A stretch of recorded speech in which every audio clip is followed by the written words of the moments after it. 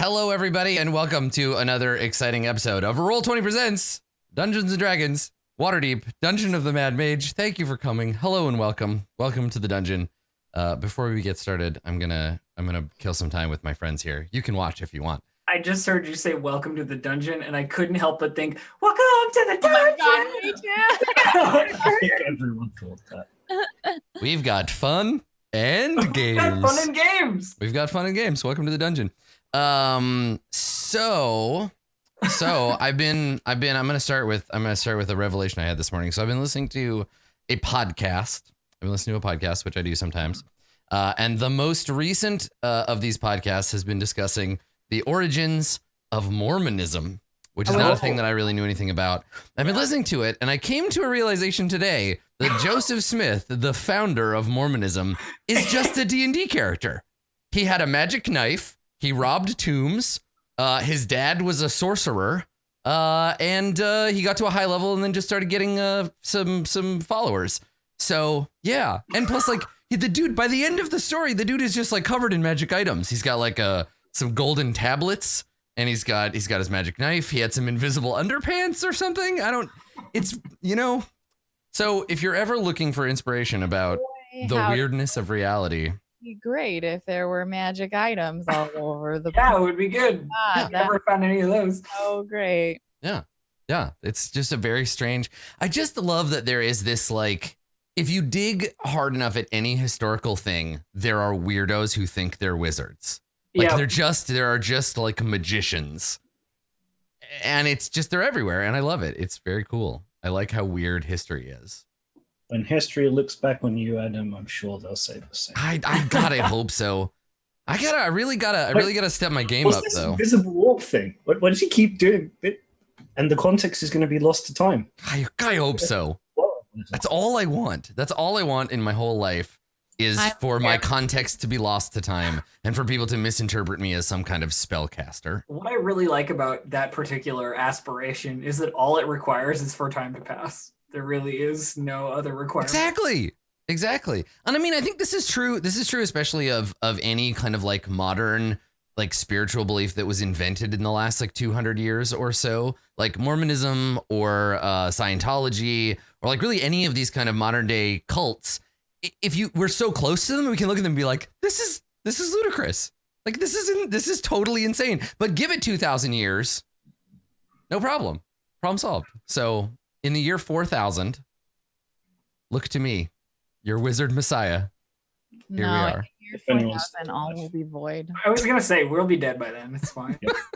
History will be over by then. No humans. Good. Yeah, that's also true. In the year 4000, probably the Earth will be occupied by sentient delivery drones. Not much have changed, but we'll live underwater. It's so sad because it's true. Mm-hmm. Yeah, the Earth will be a burnt, crispy crust, and all the rich people will live on Mars. Have you ever read the comic Low? Because that's my idea of the future. I feel like that's the underwater one, right? Yeah. Humanity retreats to some giant dome cities underwater that are slowly running out of oxygen, and they send out satellites or whatever to go look for another suitable planet, and they just never find one. So they're just slowly dying in like a drug orgy at the bottom of the ocean. I was not with you until you were talking about the underwater drug orgy, and now I am super in. Now we're there. Now I'm in. Yes. No, you're just gonna suffocate. Yeah, I mean that's what ends up happening in Nia as well. Mm-hmm. Like they back up. Well, they do a bunch of stuff to preserve humans, and in the end, everything we do just fails. And so, would you say that in the end, it doesn't really matter? It doesn't even matter. I know. I'm helping. I it's. I think it was as good as my busted one though. Yeah. Well, so I saw you do it. And I saw chat respond, and I saw you be surprised. And I was like, really? Come on. It's the internet. They know all your references. They know all of them. It's good. They're very supportive in that way. Yeah, I feel like this is the thing. Like we're gonna get to a point where someone is just gonna say, like, that's it, friends. It's over. The Earth is toast. Like, for real is toast. And everyone's just gonna be like, well, now what do? We got 10 years or whatever, while all the rich people fly away into space. And then it'll be like I mean, a that's when decade we of break- Mad Max, and then That's it'll when be we over. break out the serious crime, right? Yeah. God, yeah, I can't wait to kill people. You say that, but I know for a fact that you are a tender cinnamon bun, Dave, and that if someone even if someone were to place a sword in your hand and say go and kill that person, you would be like, I don't know if I could do that. Okay, Oh, Adam. we'll see. Okay, Adam. We had this conversation last week, and I'm still in the camp of we'll see. Okay, all right. Come said among one us, time- though. I said one time on Twitter, something that I'm not gonna repeat, but it involved the word kill, and then I was banned from Twitter for 24 hours. So I cannot say Right. whether or not I would be successful at doing illegal things because I might get banned from the internet. All right. So, Dave, here's what we'll do. Here's what we'll do to place you in a position where you can learn the ways of the sword. So when it comes Right. down to it, I will sacrifice myself to illuminate the fires of your inner warrior, and you'll have to strike me down so that you can become powerful enough to save humanity. I will do that. I'll martyr myself. But then you have to defeat Elf, because Elf is obviously the like secret evil heel in this religion. What? Listen, Elf, I need a devil figure in my cult, okay? I need someone who's like, pretends to be my friend and then turns on me at the last minute. It has to I need you to fulfill that role for me. It has to be you. As much as I love you, Elf, I don't feel like I'd have to actually do anything. Like, you just self-destruct. Okay, fair. Yeah. My plans would just get more and more complex until it just failed on its own. Yeah. That's already in the Bible. That's how you defeat Satan, is you just let them self-destruct. So Lauren, what are you doing in this weird martyrdom religion? I'm coordinating. Yeah. I'm a planner. Yes, I'm an every organizer. cult I needs don't a get my project hands manager. dirty. Mm-hmm. I tell other people what to do. I'm the one pulling Dave's strings or something like that. Mhm. Yeah. That's fine. I was watching a K-drama recently, and there's this character who's ostensibly evil, and she has a bunch of like toys and like robots that she likes to play with, and she at one point someone dropped some scissors on the ground, some sewing scissors, and she like picked them up and was like, how dare you, and then like goes to like put them back in their hand and then just stabs them in the hand. And I feel like if there were no laws or morality, that would be me. I would just be like hanging out, sitting, doing whatever, and then someone does some like really small thing, and I would just turn and be like, all right, you just fucked up. Except that I think that knowing what I know about you, I think a lot of the time that you would spend wondering, why did I do that? I feel like you would do things without thinking and then be like, wait, why did I do that? That was a terrible idea. I mean, it depends on how many consequences there were. Good. Agent of Chaos. I like it. Good. Well, if anybody's looking for a nascent cult to join, we're putting one together. You can find us every week right here, creating our nascent cult. In fact, it is already in motion. I, for one, now I know, I've played a lot of like modern role-playing games. I know that I have a good understanding of RPG mechanics, but I consider myself, when it comes to role-playing games, I consider myself old school in that I believe that role-playing games are a tool of the devil, and that we need to respect him and his mighty goat hooves in everything that we do.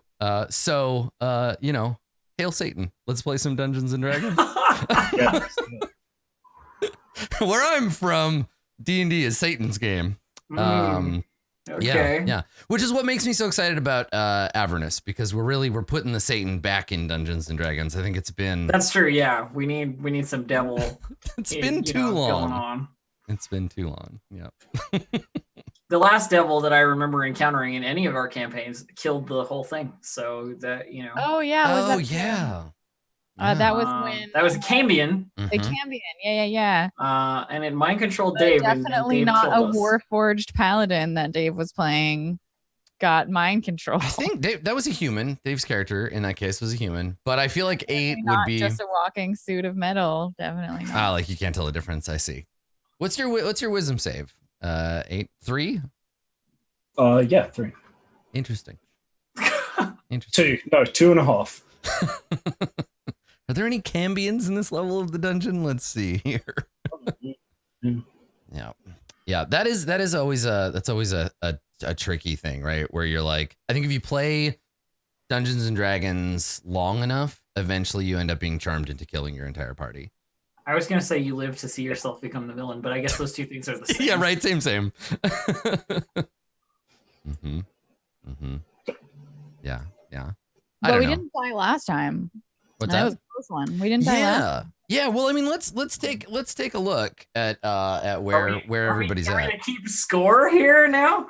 Yeah, every session where you don't die. Congratulations. So you killed like everything in the dungeon pretty much on this level. Like you wiped out like a good third of it. I'm not sure.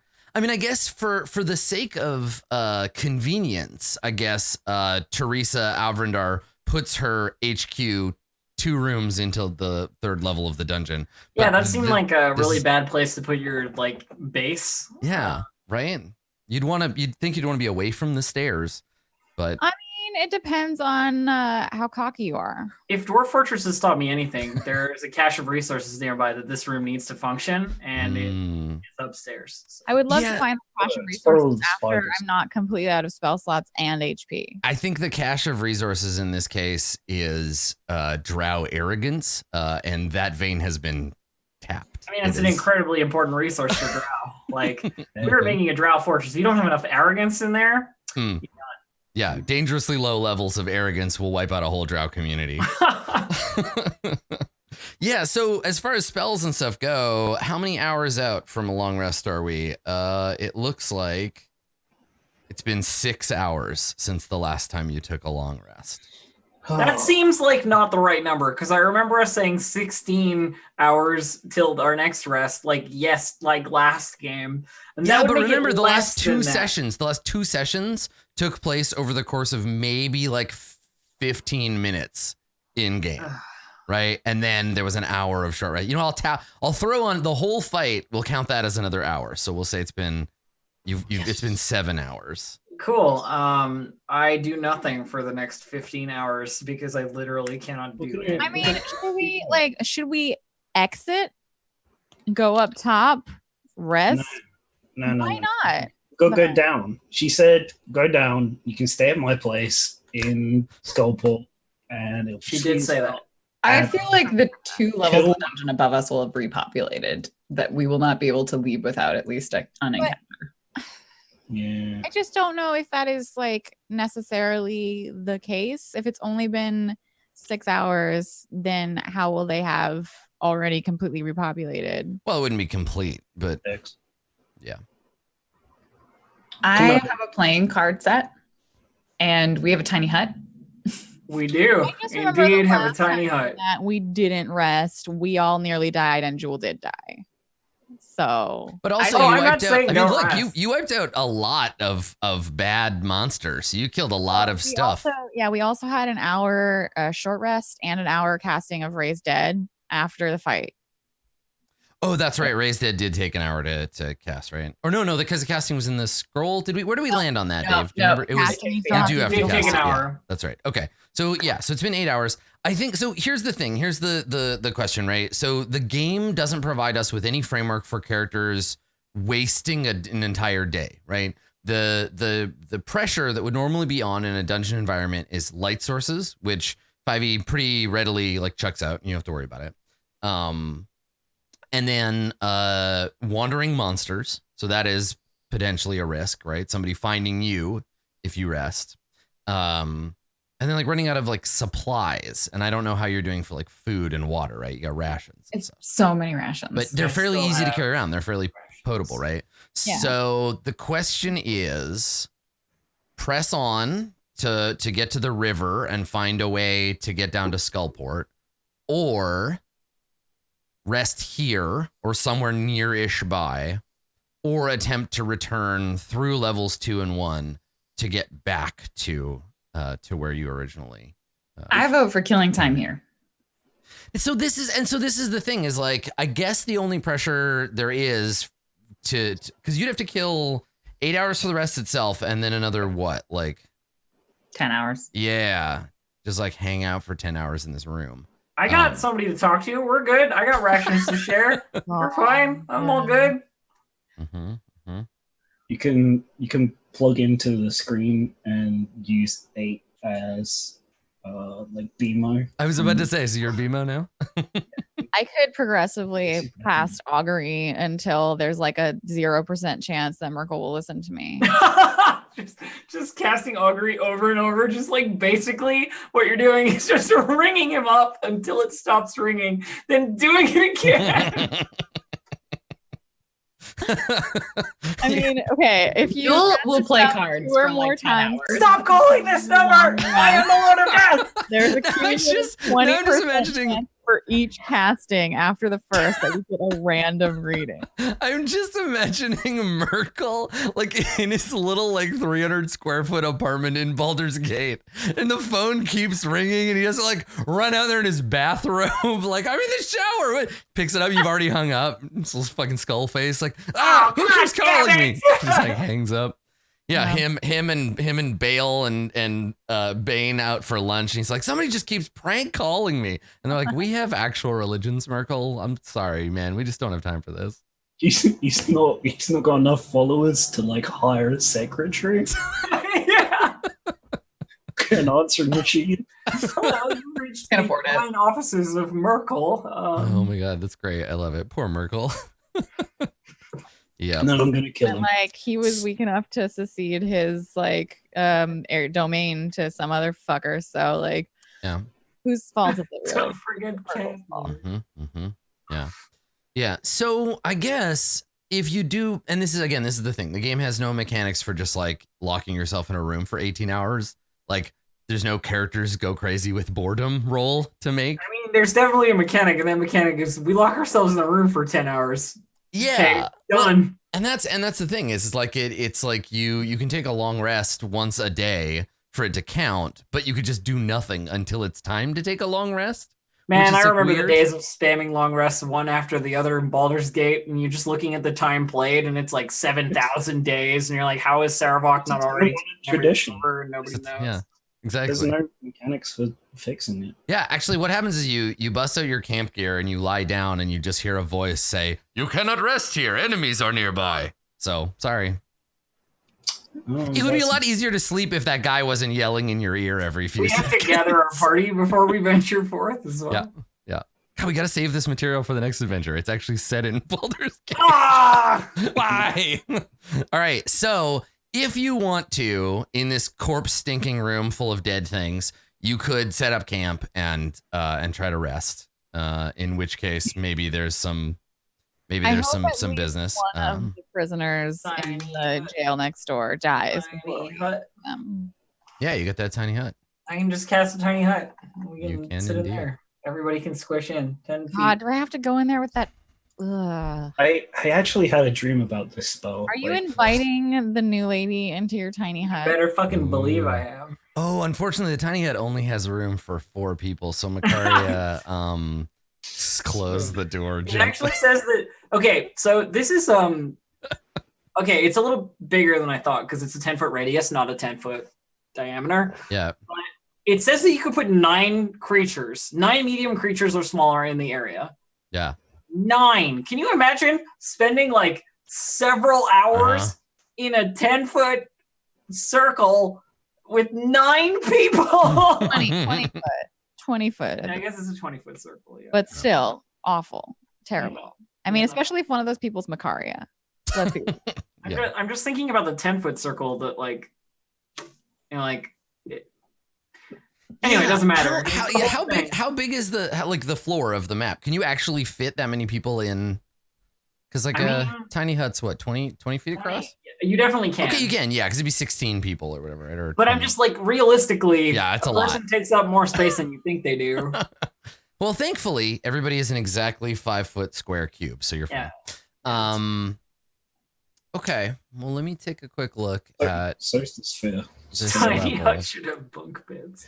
Yeah, I had a dream about tiny hut spell, and it was. I think I was really hungry when I went to bed. Combining that and Lumen's tiny Pizza Hut. Ha. Oh, yes, Liamon's tiny Pizza Hut would be so much better. Yeah, Oh, man. salad buffet. Yeah, There's a got little man who was that stuffed crust. Mm-hmm. Good stuff. We are not sponsored by Pizza Hut. We should be though. God, Liam's- But if you want to I'd be so mad. Wizards of the Coast, reach out to Pizza Hut right now. Let's get this Liam's Tiny Pizza Hut thing going. Let's do it. We I do a mean, pop-up if store in it's- LA. It's like about this big, little tiny Pizza Hut. Be perfect. Can I Pizza just Hut for a can't. second? I was looking at my 4th level spells, and you can just cast a 4th level spell on a plant, and it'll just immediately die. Blight, like, why would you waste a 4th level spell slot on a shrubbery? If the plant is an assassin vine, Yeah, what if it's an ent? or Mhm. like the They divine tree of life or something. You run into Treebeard and you're like, listen, man, you gotta go. And you Only just blight that non-magical dude. plants immediately die. Though. Good against those ones. It's a good spell. I love it.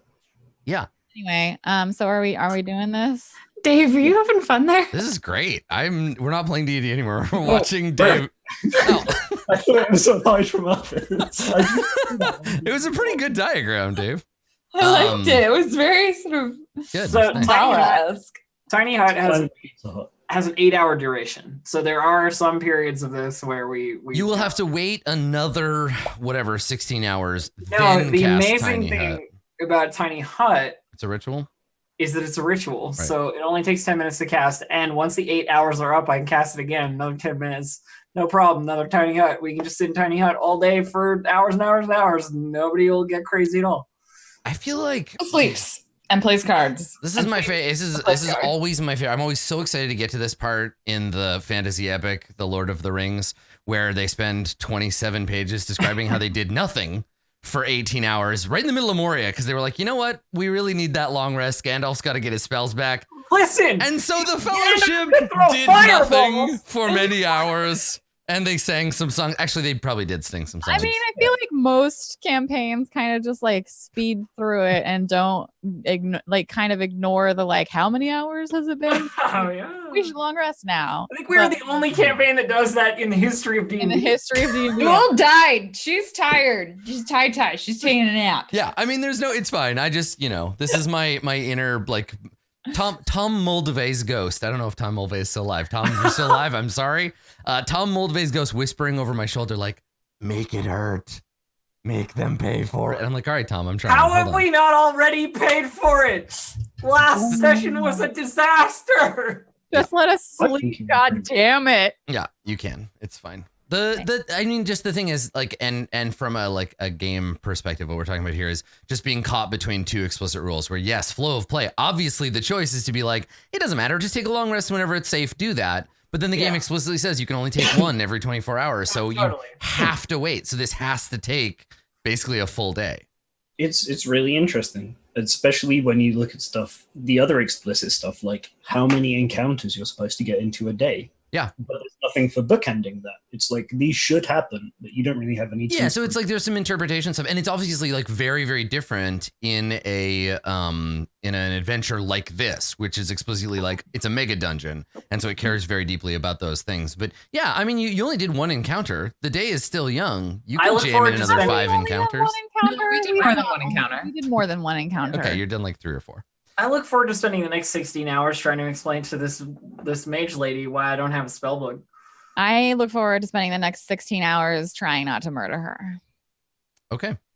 Jewel, I think, tries to gamble, and I feel like 8 I plays would- with her. I'll And totally gamble with you. Also trying to convince Jewel you doesn't actually to let like me gambling. marry you.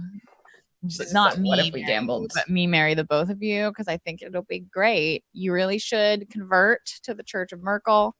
Wait, Oh, who are you God. trying to marry? 8 and Jewel. Akaria, Oh, not getting hey. married. But it would be 8 so is still a good. child. I am. I can't make my own decisions. You seem to make your own decisions all the time. And 8 is a spirited child. I'm not willingly giving the new friend +2 AC. No. I don't know how like mechanically Makaria would know that it is like it gives you +2 AC. But like there's something in the ceremony that is actual magic. And Yeah. I'm not doing that for the stupid. It's probably Alright. the rings. You probably like enchant the rings like temporarily, right? Yeah. I mean, it's an enchantment spell, right? So It's that totally. just silver. You just give silver. It's not a ring. Yeah, you Right. could. Yeah, Oh. because it's less like Judeo-Christian wedding and more like Celtic like hand fasting or whatever. But anyway, so what is we basically have micro downtime. You're gonna close and lock this door, right? Yeah. Are you gonna do anything with all these bodies? I'm going to pick out the best one to animate later. Okay. Duh. Yeah, I mean, there's lots of animatable corpses. That's fine. Did any of them have any sweet loot on them? Did they have No. more of those poison arrows? Yeah, I think if you want to, because you still have the. Oh, but they will not. They won't survive the rest. The arrows themselves aren't poisoned. The poison will dry up. It doesn't last that long. Yeah. Oh, so I don't have any poison bolts. You will not have any. No. I think that learning about drow physiology is smart. I would love to dissect a corpse. Okay, you can make a medicine check. I make a medicine check. I get a 9. Okay. It's a corpse. Yeah. I mean, they're pretty much like any other dead body. They have the same number of organs arranged in the same places that everyone else's are, except for Krenrak, who has no organs because he was eaten by spiders from the inside. Right. Jewel, you said you want to play cards. Who are you playing cards with? I don't know. Who wants to play cards with Jewel? Yeah, right. I mean, I'd be up for it. I'm playing cards. Does our friend Marta play cards? If not, I'm not playing. I mean, I feel like she probably is somewhat resistant at first because she doesn't really want to hang out. She's itching to go because, again, like, she's a wizard without her spell book, right? And so she's just like, ooh, this sucks. I got to get out of here. But eventually, when she realizes that you're not going to leave, when she realizes she's an NPC and has no action, she has no agency whatsoever. Yeah, exactly. I think the conversation is basically like, yeah, we know you don't have a spell book, and that totally sucks. But also, we don't have any spells, so we're in an equal situation. Well, I mean, so let's talk about spell books. I haven't played a wizard in ages. How does it work if you don't have access to your spell book? You still get your cantrips, or get the spell slots back, yeah, but you can't change anything. I think. Okay. So she'll just have the spells that she knew last time. Yeah. I'm fairly sure that's right. We'll double check it. Okay, thank you. Just that, like, wizards have worse memory; they can't remember their spells as well, or something. Sorcerers are like at the X-Men. They're born with their sorcerer's power, or it was granted to them. Wizards learn spells through like rote preparation. Their memories are fine because they can prepare the same spells every single day. It's just you can't change what you have prepared. Right. Okay. So whatever she's got is whatever she's got. It doesn't matter what's in her spell book. Okay. Right. You pray to your god, and then your god is like, yes, remember this spell. And so that's how you prepare them. A wizard is like, yes, this spell I wrote down. Well, the thing is, they don't even really like memorize them. They cast 99% of the spell and then stop and then do it again and do it again, do it again. And so they have all the spells mostly cast, which is why they can cast it in combat because they just say the last couple of words and do the thing. Yeah. So it's like the idea is that as you get higher level as a wizard, you're training your brain to basically like be singing 17 or 18 different songs at once and then picking which one you want to finich. Yeah. That's why they're an 8 class. Yeah, exactly. Because you gotta make your brain work. Yeah. Oh, chat. Yeah, oh, chat, never change. Thanks. Okay, so she'll have those spells available, but she's still finicky or still like edgy because she wants her spell book. Okay, all right. So you rest. She'll play cards. I mean, everybody can make a check if you want to try to play cards against Jewel or each other. I'm pretty sure Jewel cheats at cards using her sleight of hand. Good, fantastic. And she plays by rules that no one understands because she plays like circus card games that her parents taught her. So it's less card games and more you're like, look, I've got these 3 walnut shells and a marble. Let's a little bit, yeah. Good, fantastic. It's nice to know the team has a huckster. All right, so everybody might as well then just take the effects of a long rest. Let's see if you are. Let me see if anything happens while that is going on. How many hours is it? It's 8 for the rest, and then what did I say? Another 9? Probably another 8. So it's like 2 lots of 8. Okay. Oh yeah, no, definitely cheating is part of the game. The trick is not getting caught. Yeah. You only lose if you get caught. Yeah, there's a card game called Cheat. It's probably just that. Okay. All right. Well, praise Merkel. Hail to the cat lord. You all get a long rest. Yes. Enjoy your long rest. You are not interrupted. Nothing comes banging on the door while you're trying to rest. This sanctum is creepy and awful, and full of baby spiders. There are corpses everywhere. It's a very bad place to hang out, but you're terrible people, and you made it this way, so it's fine. You're good. There are corpses. They deserved it. Yeah, there are many corpses, both Sweet. native to this environment and newly created. And then to answer, there was a rules question in chat. She doesn't need spell components because if someone gives her an arcane focus of any kind, she can cast spells. I have a cleric focus. Somebody had a wand. Yeah, there was Yeah, the glass wand. Right, that glass wand. Yeah. Okay, cool. Do you want to give that to her? Yeah, I mean, if she needs it. Well, she does, definitely. yeah, because she 100%. doesn't have any of her stuff. Yep. I give her the glass wand. It's only like a 25 gold glass wand. It doesn't do anything. But. Yeah, it's not super fancy, but it'll get the spells done. Cool. All right. Good.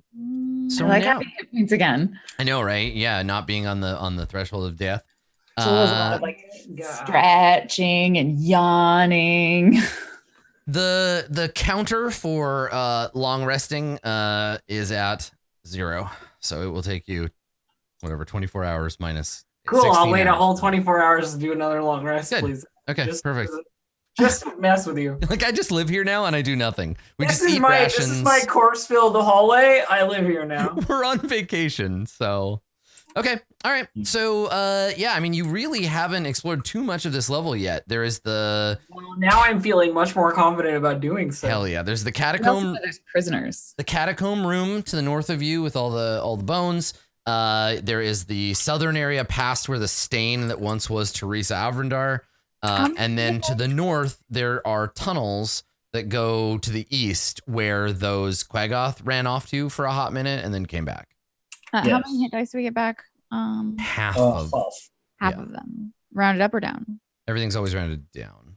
I think this is actually rounded up. I think, isn't it like it's rounded down except the last one? Oh, it might be. Yeah. Just. Or else you would never get your last hit die. Yeah, something like that.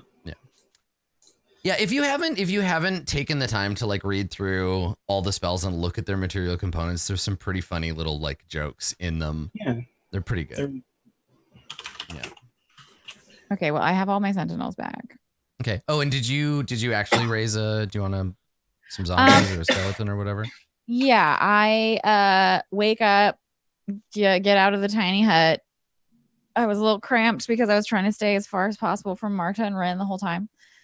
And then if I cast Animate Dead at 4th level, I can have 2 additional undead creatures for each slot above the 3rd. So I could have 3 in one go.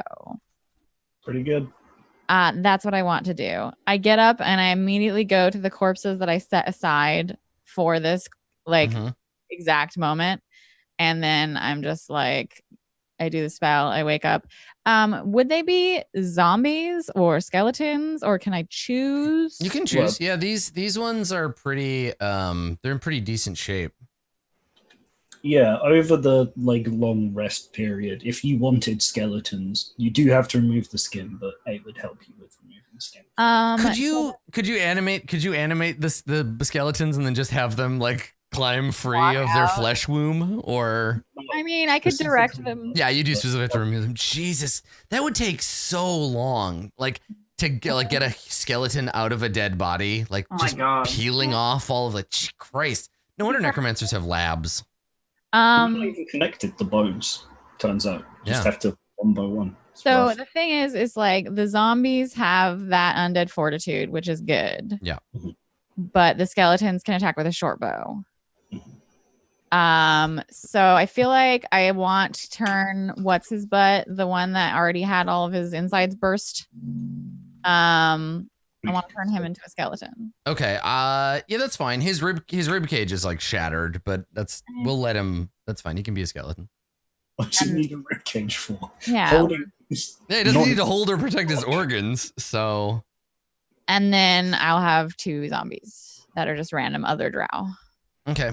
All right. Can you should be able to control these tokens yourself. Okay, let me check. Where are they? Oh, they might be outside of your visibility range. They're Okay. over here. And then I will equip the skeleton with a short bow. I have a ton of arrows, and the zombies just use it. Yeah, zombies can't. There's too stupid to use weapons, but yes. I mean, they can, but they don't have proficiency. Is Right. what we discussed before. Yes, that's right. So they're just gonna bash. Okay.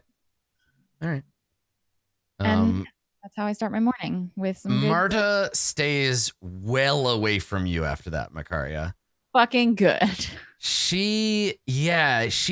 think she like notices you fiddling with one of the corpses, and at first is like, oh, I wonder what you're. Okay, never mind, and then just avoids you as much as is humanly possible thereafter. I definitely at some points direct one of the zombies to like try and go up and scare her. Good. That's good. Good. That's fun. Okay, so you're getting ready to set out. You're by the door here, and Marta. Remember, she's gonna be looking out for anything that looks familiar, right? She's Gandalf in this situation because she's been here, but she was knocked unconscious, so she doesn't recognize it. So it's up to you where you want to go at first. Yeah, I don't really have a preference. We can I mean, just roll a d3. There was more prisoners to the south. Yes, she did say that there were others, and you were all like, no, don't worry about them. I would love to give them all over to the death that is awaiting them, but I don't know. I think we said we can't help them right now because we'll die. So I feel Yes. like we should help them now that we are less likely to die. Okay. Sure. Do it. Let me just have a quick look at my alignment. I remember, yeah, because we neutral. Yep, let's help the prisoner. Yeah, because we talked about you gotta put the mask on yourself before you help anyone else. And in this case, the mask is a 16-hour wait. Yep. That's what it said. Okay. All right. So let's go this way. Yeah. So you head down into this larger southern chamber. Let me describe this chamber a little better. So you walk by the smear that used to be Teresa Alvrandar, and enter into a larger room that, definitely is a prison. To the west, there are 6 cells with barred doors of rusted iron. They have the little like cell window in the top of them. The room stinks of stale sweat and vomit, and otherwise is empty though. So there's just these cells. Now let me see. Can you see? You can't see through the cell doors. Okay. So each one you'll have to come up and peer through to see what's in there. Oh yeah, Joel does it. Okay. All right. So you come up to the first one and you like peer in. And in this cell, you see either a dead body or an unconscious person. You can't tell. They're lying in a like pile in the corner of the cell. How does Makaria's like thing work? Does it only sense undead, or can it sense living? Like the difference between living people and undead? I mean, if I look at something and sense undead, I could figure out if it's undead because it would either sense it or not. Because I mean, here's the thing: a row of jail cells with like different kinds of bodies in them. One of them is an undead encounter, absolutely guaranteed. So we need to find out which one. Afraid of a corpse? You wish me to give my God-given power over to assist you in what? Not opening a door. Joel's gonna look in all of them, and then she'll probably. And then you work make your her way back decision. down. Okay. So the next one, you look into it, and then you're like surprised as something lunges for the door, and the door rattles. And on the other side, you see a somewhat emaciated but still very angry-looking hobgoblin. He has rust-colored skin.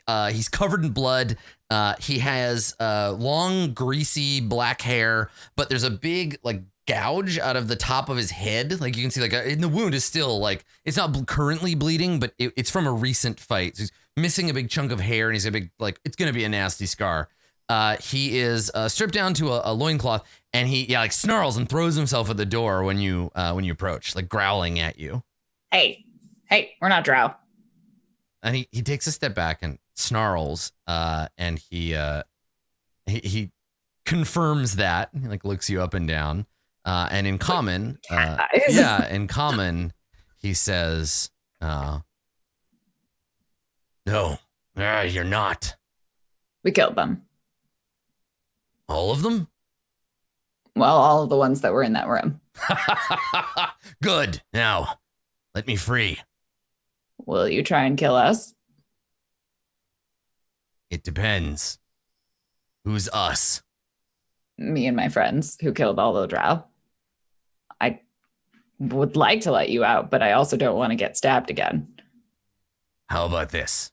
You free me, and in exchange, I won't kill you or any of your friends."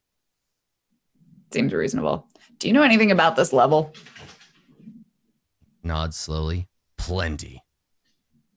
Would you be willing to give us some of that information if we gave you some rations?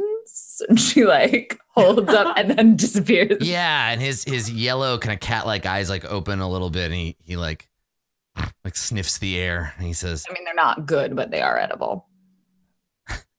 "Sweetheart, I'm a hobgoblin." Just puts his hands So up you're like, also not good, but you are edible. it's like, yeah, I'll eat anything. And he says, "But if you're offering some food and my freedom, I can help." She looks back at 8 and gives this kind of like understanding, like, you'll kill him if he tries to kill us, right? Secret PCI language, the most important skill any PC has. I give you a quick look in the middle of combat that says it was the best of times, it was the worst of times. It was, yeah.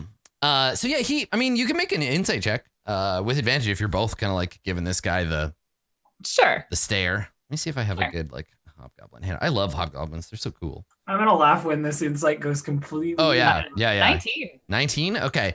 Sorry, the math is going to be a little weird while I have the Stone of Good Luck, but also I'm, Oh, that's right. Yeah, you're all screwed up right now. Yeah, because you were dead. Okay. Nice. Look at this guy. Look at him. I mean, he's not wearing any of his cool magenta samurai armor, but still pretty cool. So yeah, he seems to you to be he's not going to attack you. He knows he's outmatched. He's a prisoner. He needs you to help him out. He probably will not be your best friend, but like he's not, this isn't a trap as far as you can tell.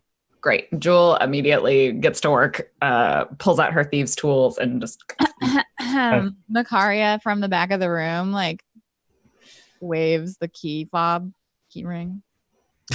The fob, because you're in like an apartment building. No idea, because she was dead when that happened. Oh, that's right. Yeah. So you're just like, let me take care of this. And then, I mean, yeah, you could try to pick the lock, but also like Macaria has the key.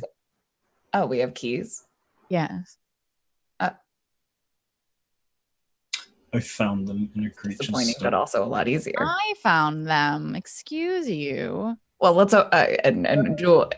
So for a moment, Jewel, you feel the same feeling Macaria would feel if the party ever discovers a magic item that can drink too much and make zombies. Feels bad. So if you want to open with you just have the key. It takes a second to find the right key, but then you can crack open. She will open the door with the key. But yeah, she experiences a feeling of disappointment, looks at her invisible gloves. She's like, what are these even for now? Why do I Why must I wear these invisible? Why did you bring me back from the dead? There was like a brief existential crisis. And she will open the door and let the hobgoblin out. All right. Like step back and let him. Okay. Yeah. He steps out of the cell once you have the door open.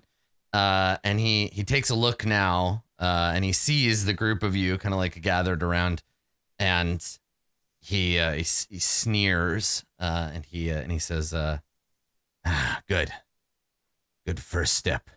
Nice to get out of that cell. The ration's over. I'm Jewel. Yeah, and he takes the rations, which in this case would be like some kind of stale like bread and meat piece stick. of some pepperoni. He starts chewing on it. While he talks to you. I direct one of the zombies to wave when he comes out. Yeah, and he sees you surrounded by the corpses of these drow, and he laughs. He's like, ha! Not so fancy now, are you, dark elves? Now you're shambling around. Look at you, don't even have any guts. And he nods. He says, good. Good. I like you. And he like smacks you on the shoulder. Just hugs his This hand. is 8. Yeah. I'm Lurash. Nice to meet you. How did you end up in here? Kidnapped. I know That sounds things. He taps his head. I know things those drow wish they knew. They were gonna torture me. Them and those grimlocks of theirs, but I guess they never got the chance. So they're all dead. Murdered 201. Well, again, all the ones in that room. I don't know the total numbers of drow on this level. Like, all is a big phrase. If they Sometimes. aren't already dead, they will be soon. There's probably still some alive in the Underdark. And he nods and he says, that place is lousy with dark elves. So you're adventurers? You could put it that way, yeah. I mean, yeah. I mean, I prefer tavern proprietor trying to make a little extra money, but you know. And he takes a long look at everyone and he says, well, I mean, it has to be that, doesn't it? You're all so mismatched. There's no way any of you would just be friends spending time together outside of this kind of endeavor. Macaria laughs like, yeah, that sounds ridiculous. And he's like, Jewel looks kind of sad. Like, oh, I like them all. I'm It's- like, it's fine. It's good. Surround yourself with strong people. That's what I've done. Though, none of them came to rescue me. Assholes. Well, Oh. it could be worse. There was another fellow whose party threw him in a pit, and he came back to life as a weird revenge ghost. So that didn't happen to you. True. Yeah, he looks at his hands. He's like, no, I think I would have noticed if I died. You know, he didn't. So I've never done it before, so I mean, I thanks in don't part to recommend you. it. So you mentioned knowing things about this level. We're looking for the river to get to Skullport. Could you Oh. give us Mm, some directions? well, Maybe a highlight tour. the river, and he kind of like east. Yeah. I think it's that way, and he points kind of in that general direction. And he says, Sargoth cuts this level right in half. I mean, if you keep going east, you're gonna find it. South, and east. But the thing is, it's a river. You can't. I mean, and he turns to you, 8. You don't really look like you're very good at swimming. So I don't need to breathe, so it's not a problem. it's not the drowning. It's the getting bashed to pieces on the rocks part, and then the drowning after you get knocked out. It's dangerous. We give the river a wide berth. Well, is there a better way to get down to Skullport? If there is, I don't know one. I mean, Is maybe there- there's some kind of magic portal around here, but I have a map. I Jewel mugs to the camera when he Yeah. says magic. We're all like, there'd have to be some kind of magic portal. So you say, I have a map, and he says, let me see. It's the one that we like went over from. the sweaty one? the dwarf butt map? Or Yeah, is do it- you want to take that out and show it to him? Dwarf butt map. Is that this level? Yes. Copper Stormforge. Yeah, it is. Yeah. Yeah, you take it out. He like Yeah. wrinkles his face, and you take the map out, and he's like, ugh, smells like dwarf ass in here. I'm surrounded by corpses at all times, so I No. I know what a dead body smells like. This is dwarf butt for sure. Somebody got a dwarf hiding around here? I want you to know, died twice. Blue Jay, did you realize that it has the word zombies on this map? Where? I didn't know they had word zombies on this map. Yeah. Yeah, we went in the opposite direction of zombies. Map of Yeah, let me see. Where is that map? catacombs. So we didn't go in the opposite direction. I think we did. Oh, it's a handout. No, we It is a didn't. handout. Yeah. What? But I can't remember what folder I put it in. I might not have We're folded the it. catacombs is the like we saw the dwarven catacombs, but we're like we haven't gone like past zombies.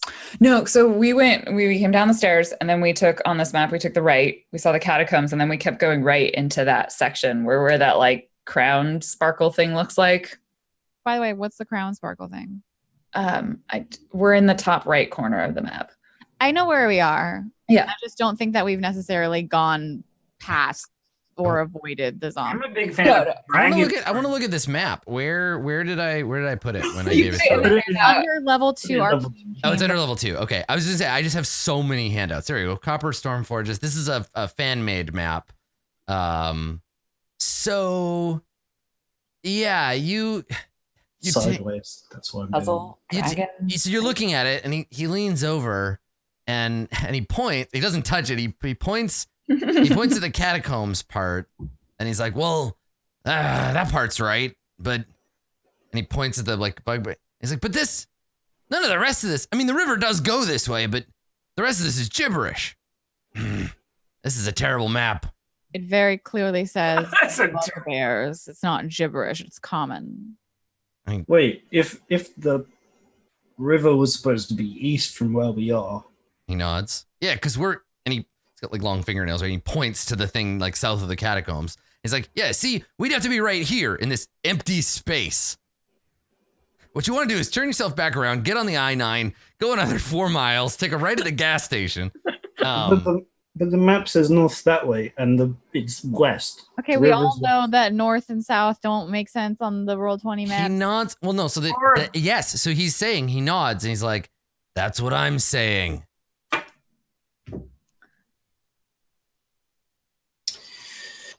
Well, I don't know which beardy idiot drew this map for you. I don't know if you got it from a dead body or you got sold it or whatever, but this is a terrible map and it's not going to help much. that's a shame. So you should go back up to level 2 or level 1 or whatever and find the dwarf you got this from and jam this map wherever it came from. Oh, he's Oh, dead. he's long dead. You can still put a map in a dead guy's butt. Mhm. Did he get turned into a zombie? I think he did, yeah. Yeah. Remember he had a bag over his head? Yeah, that's right. And he so he shakes his head and he says, but yeah, you don't need any of that. We head east. Well, yeah, if you want to get to Skullport, but I mean, I don't understand why we're trusting any of these people. Well, at some point we'll get enough information. Maybe it'll start making sense. yeah. So Are we just only letting this fellow out? Or No, Jewel just Poor soul. start talking to him. yeah, so he's just the person you're having a conversation with. Thank you for your help. And then she's going to look, I guess, in the other ones. Okay, Yeah. sure. Yeah, you want to take a look in the other cells? So the other cells, the next one has the stink of death wafting from it. And as you look inside, you see the corpse of a grell. Those are the like snaky guys with the... Mhm. It's a corpse of a grell, and it's currently being broken down by maggots. It And is... we're yeah. moving on. So in the next cell, these cells all have metal rings hooked into the wall. And in each of the next cells, all 3 of the cells are the same, though they're occupied by slightly different people.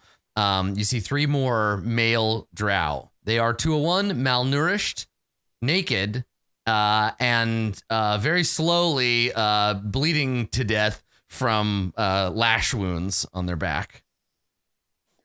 Well, Jewel just like stalls. She does not know what to do. She's like, Let me. read that. do any of them look like they're going to explode into spiders? You can't tell if they're alive or dead at this point. Yeah, I'm like Jewel. Move aside. Okay. Yeah, and I get my halberd out and I reach it through the doors and I just stab them to death. So you actually can't fit the head of a halberd through the window, but you could just have someone open the door and then stab the... Sure, whatever works. Like that's cruel and unnecessary. So we'll just kill them. Okay, yeah, so you just execute them. All right. Okay. Yeah, Marta watches but winces at every time that you do. And Lurash, he volunteers to like open the door for you. All All right, yeah, fair enough. He's just like, yeah, a little execution time. Let's do it. And he and so on the last one, when you get to that last door, he puts his hand up before he opens the door. He says, "Can I do this one?" Yeah, sure. I give him one of my hundreds of spears. Okay, yeah, you give him a spear, and he takes it, and he's like, "Okay, yeah, get the door." Yeah, and he just like jumps into the room and just starts stabbing the drow, like, ha ha ha, how do you like it? And just like starts going in on him. And you all hear like laughing and like very excited hobgoblin murdering sounds coming from the far end of the hall. This one's my favorite. We should have rescued him before we rescued that person. And so he comes back out and he's got like blood all over him and he hands the spear back to 8 and he like stretches. He's like, it's better. You can't start a day with killing somebody. It's not worth getting out of bed. Am I right? I agree. This one Yes. should stick around. I could pay you. Is it? And he puts his hands up and he says, "You know, I'm honored, but I've already got a boss, and I need to be getting back to him." What floor are you from? And he just gestures and he says, "Well, this one." And he points and he has a tattoo on his arm of, I think it's like it's an eye being stabbed with a knife. So it's like a round eyeball with a knife sticking out of it and little drops of blood squirting out of it. Are they anti-Xanathar? You've never seen this symbol before, actually. It looks anti-Xanathar. I can't remember if eye gouges are a real thing or something we made up in another campaign. The eye gougers. Yeah. Yeah. So yeah, he taps it and he says, "Legion of Azrock. I've been a member for almost 10 years. I've got to get back." So you don't run out of murdering to do on this level. Well, I mean, we've been at war with these drow for some time. Azrock would be pleased to meet you, you know. I'm sure he would be excited to know how much you've helped us, even if you didn't do it on purpose.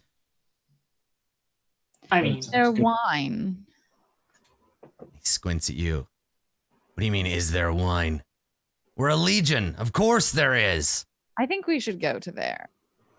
yes, wandering into the Fortress of Hobgoblins seems like a very good and smart plan. Maybe if it's on our way, we can stop by, but I don't think it's a good idea.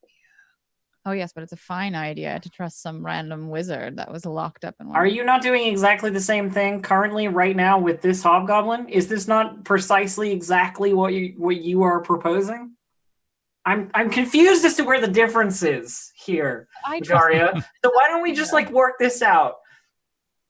I think she's more trustworthy than you. So, I mean, we've worked together for years. Yes, but I wasn't sharing secrets with the drow. So Marta, while you're having this conversation, Marta is making that face of like, oh no, people that I don't know very well are having an argument. What do I do? And so she's just kind of like awkwardly standing there, like blinking, essentially. Cool. It doesn't last very long. Yeah, it makes her very uncomfortable. I mean, it makes anyone very uncomfortable. Mm-hmm. So what's in this door, Jewel? You're like, so let's just keep doing I guess these that she things. actually probably checks if this person is dead or not. Yeah, I mean, you can't tell from a distance, but you could open the door and get in there and look. She'll open the door. Hey, you. Hey, are you dead? You Makes there. Explode with spiders. Okay. Puck. Yeah, so if you go in and you take a look, I think you notice the person's alive, but barely. It's a half elf, I think. Let me get back to this area with all the prisoners. Yeah, it's a half elf. They look like they are dying of like neglect, basically. Like they haven't had anything to drink or eat in a long time. So they are starving, or I guess the water would be the problem. Dying of thirst. Is that one of those things that some water might stop them from dying, or it's too far gone? Yeah. You're like, is this a cutscene that they're dying in, or can we save them?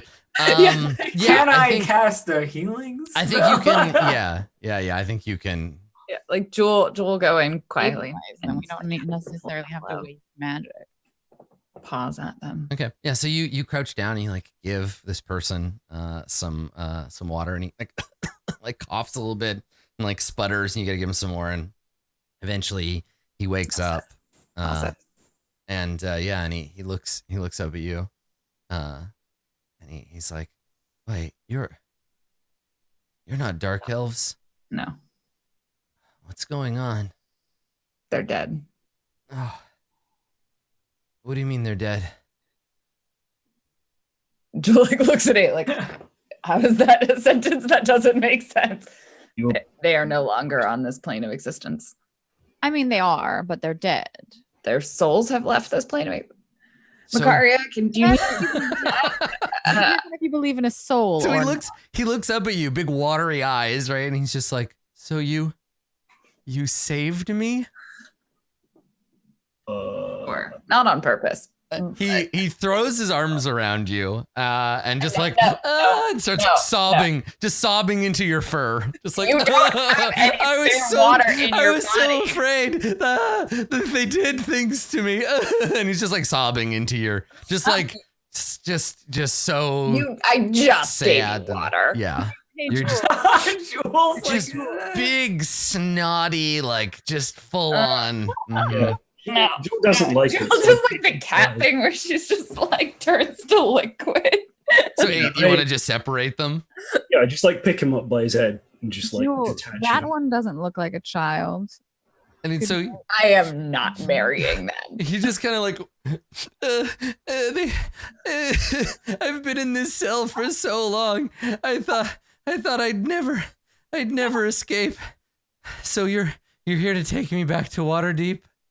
Yeah, and Marta looks like awkwardly around, like, oh. That's not our plan, no. But Who are you?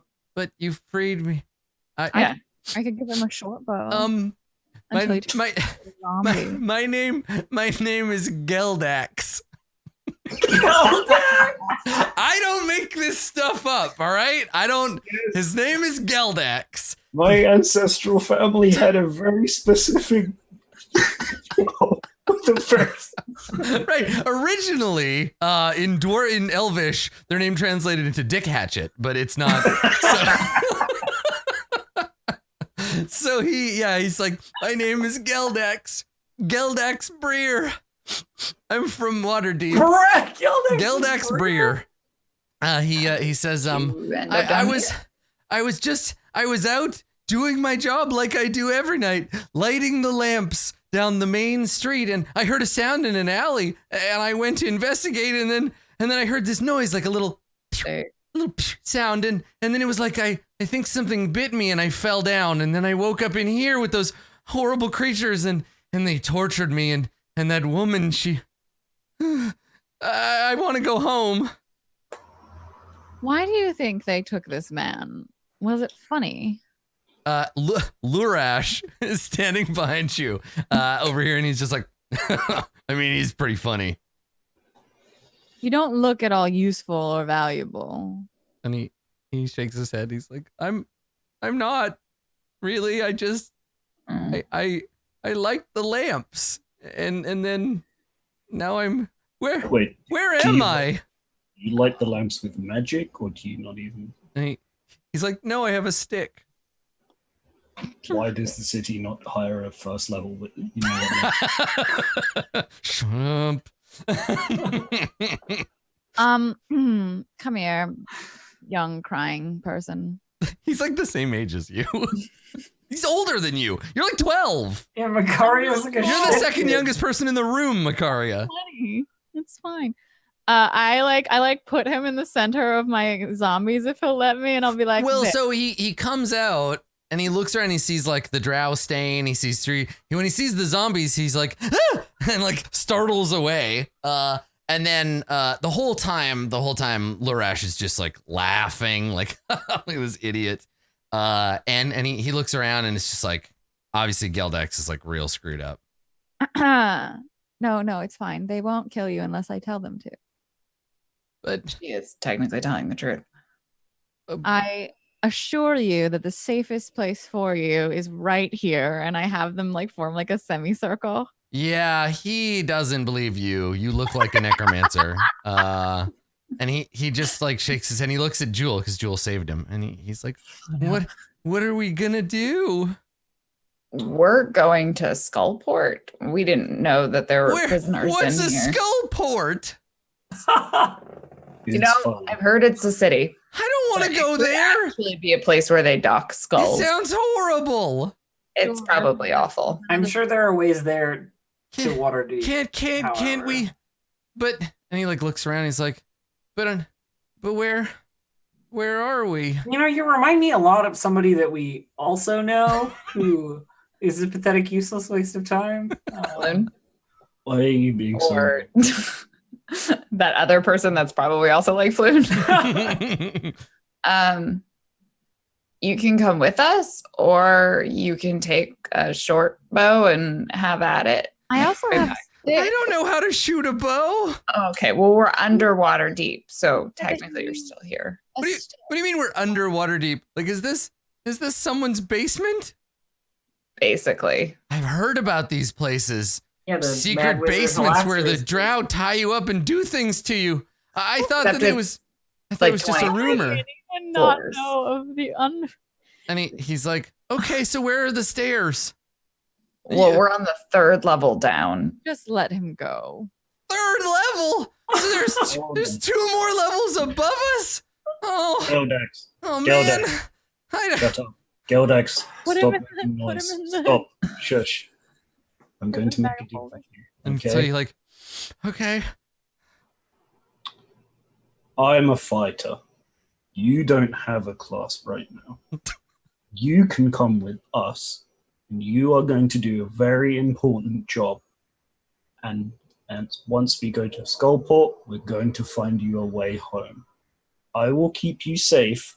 In return, try not to get any of the last hits on monsters so you don't take any experience from me. And maybe you will learn to fight as well. And then you will have He could hold a light for you. So I was Yes. literally just That's about to make fun. I was literally just about to make the joke. It was like, oh no, he's leveled up and he's become the most useless class, a bard. And then I remembered I'm a bard.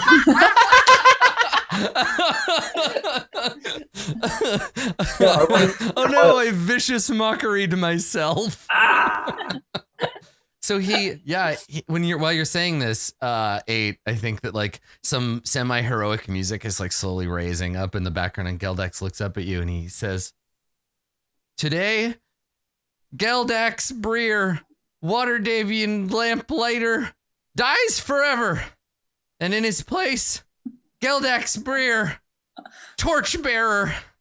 And he holds his hand out and he says, let me carry things for you. good man. And give me a torch and a tinderbox. There you go. And that's yours. Okay.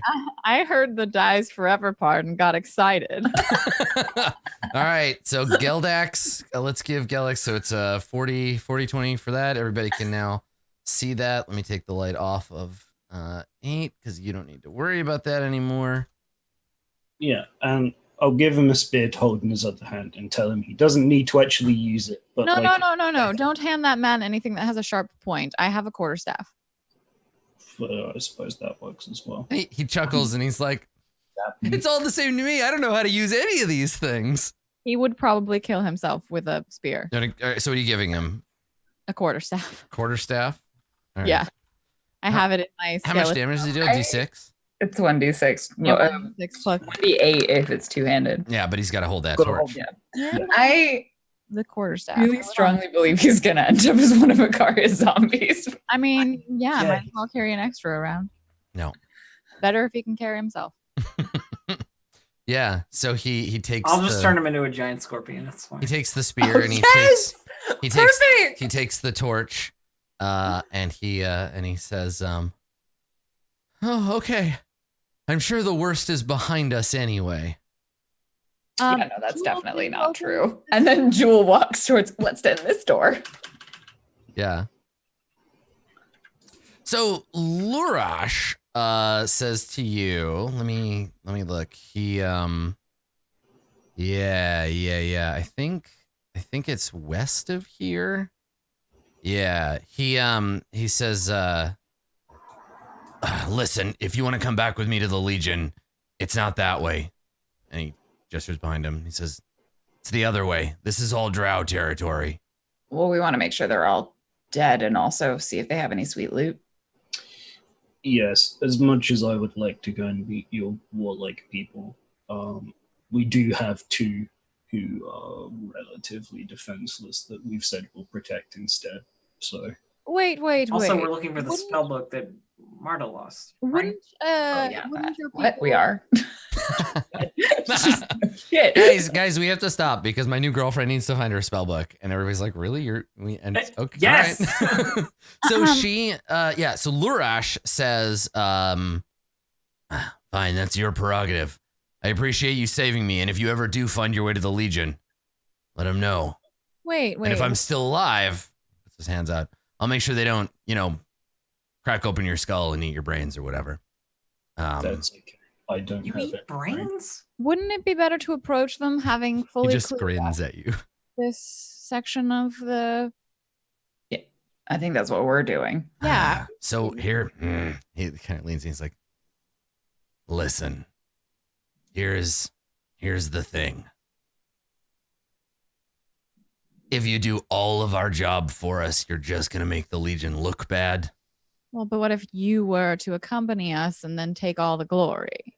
He shakes his head. I'm just one piece. The Legion works together. And it's not about seeking personal glory. Lurash is weak alone, but Lurash is a member of the Legion. So I need to get back to my people. And he looks over at you, 8, and he says, "Can you and he's like, if you're handing out weapons, like that spear you had before, can I?" Oh, yeah, sure. Yeah. So he comes over and he takes the spear and kind of hefts it, and he's like, "Yeah, that'll do. And besides, you killed all the most important drow anyway." I'm kind of just waiting for him to say, like, brother. You know what I mean? Like, I mean, my feelings about hobgoblins is they're basically just Klingons. So yeah, that's fair. What's a Klingon? So he takes the spear, and he sets the spear against the wall. He puts both hands on your shoulders, 8, like as close to him as he can reach. And he leans in and he just like headbutts you gently. Like he just like bonks his head against yours. And he blinks a couple of times and he laughs. And he's like, "Good luck." And then he leaves. He goes this way. Sounds good to me. Yeah. All right. And I'll also turn to Makara and I'm like, yeah, I like him as well. He seemed good. Through the door then. Does this Stay- one have keys? Hey. No, this Stay door is within unlocked. 5 feet of me, Hireling, so I can use warding maneuver on you, but don't stand in front of me because then you get killed. Okay, here. You know what I'm gonna do? I think I can just let you control Geldax Breer. So maybe I'll turn him over to you because everybody needs henchmen. So yeah, Let's see if I can. I I have didn't so know who I many- was going to play in the next campaign. Here we go. That's motherfucking Breer. Geldax Breer. Lamplighter. Perfect. There you Yo, go. Lex Breer goes to hell. Mm-hmm. Okay, there you go. So there's Geldax. There's your character. You should be able to move him around now. 8. I can't yet, I'm afraid. Let me see. Maybe I have to add him to the other thing too. Oh, it's because you can't see him. There you go. Bloop. There's a Breer. Okay. 4 hit points. Yes. Yeah, he's a commoner. He has 4 hit points and like a +2 to hit. Just keep him out of the way. So you open the door and you're all immediately hit with a fireball. So this door, Jewel, does not have it doesn't have any lock or anything. Jewel opens the door. Okay. All right. So you reach out and you open the door. There is a long hallway heading north-south from here, or longish, into a room at the other end. And at the other end of the room, there There's is another door. Yeah, so it's an entryway leading into another, looks like a little area. The there's a coat rack on one wall, and someone has hung a coat on the or like a black cloak on it. Is it particularly nice? Yeah. It's remarkably light. It feels like it's made out of silk, but it's like matte black instead of shiny. And it has a little silver like brooch that's the pin that would pin it together. Jewel takes it off the coat rack. Is it in a shape, the brooch? Yeah, a little spider shape. Yeah, a little silver spider shaped brooch. Missed you saying spider. Well, Yeah. you know what that is now. Yeah, it's just hanging on the coat rack. Hey, Rin, Yes. do you want a nice cloak? Of course. So Rin, before you're able to get the cloak, you walk over to pick it up. Somewhere beyond this door, you hear two sounds. You hear the crack of a whip and a scream of pain. Ooh, torture. Gildax immediately has to, let me make a constitution save for Gildax here. Oh, before he pisses himself? Gildax does not pee his trousers. Nice. Like he just, Have trousers? yeah, he's wearing the same clothes he was wearing before. He wasn't like stripped down or anything. Okay. And so he looks at you and he's like, whoa, what was that? A whip and then a sound of pain. So he just squints and he's just thinking about like, we get the thought bubble of like a drow lady in a chainmail bikini hitting him with a whip. And he's just like, I don't want to go down this way. So yeah, it happens a few more times. You hear whoosh, and then like screaming. I take the cloak. Yeah, sure. It's beautiful. It's like the material is like nothing you have ever felt before. It's incredibly light. And yeah. I believe in my literal character personality traits I obsess over my appearance and wear eccentric outfits. So I'm gonna put this cloak on right away. Okay. So when you put the cloak on, it doesn't appear to be magical. It doesn't have any but it's a beautiful cloak. When you put it on and you look over at Marta is looking at you like, ooh, you look nice. Oh, God. Like adjust the pin a little bit, you know. Jewel looks at 8 and says, do we want to interrupt whatever's... More drow killing seems good to me. All right. Crack this door. Cracks the door. Okay. Has her weapons in hand. There is a short hallway and then another door. Seriously. This is Austin fucking Tasia's. Okay. She goes to the next door. Listen, it's all about the anticipation. Don't do it! Get out! Okay, so you come up to this door. Do you want to open this one? Yes. Okay. So this door opens into a room. The walls of this room are lined with coiled whips, daggers, and other menacing tools. A small table in the center is covered with a pristine white sheet. I want some menace. So like bull whips, cat of nine tails, all kinds of like cuffs and gags and what have you, all just like hanging on the wall. But then also the like real scary stuff like a curved silver knife, some other like it's Does anything have a skull on it? No, it's all spider themed. Jewel steps in the room and sees that there's another fucking door. Mm-hmm. And just is like, Marta walks over to the wall and just starts examining the implements.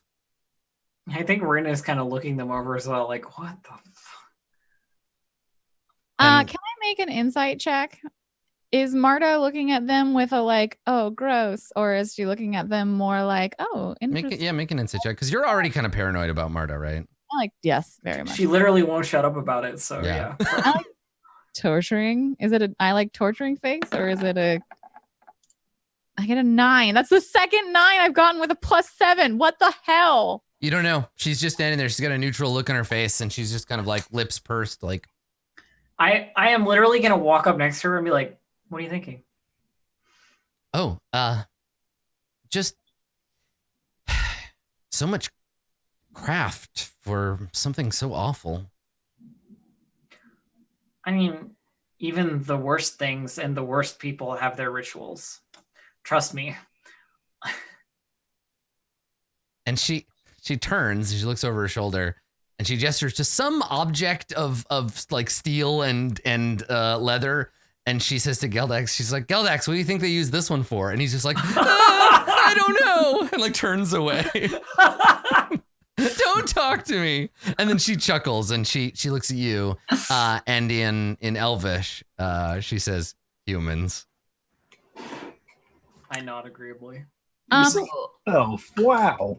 Can I take some like smaller implements of torture for later? Yeah, you can write down drow torture implement. Sick. Jewel looks at 8 and is just like, this is too many doors. There is another door. Are you ready? You want to open this door? Yeah. Okay.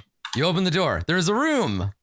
Oh, for God's sake. So this room, in the middle of the room, oh boy. Well, okay. So give me a second here before you come barging into the room.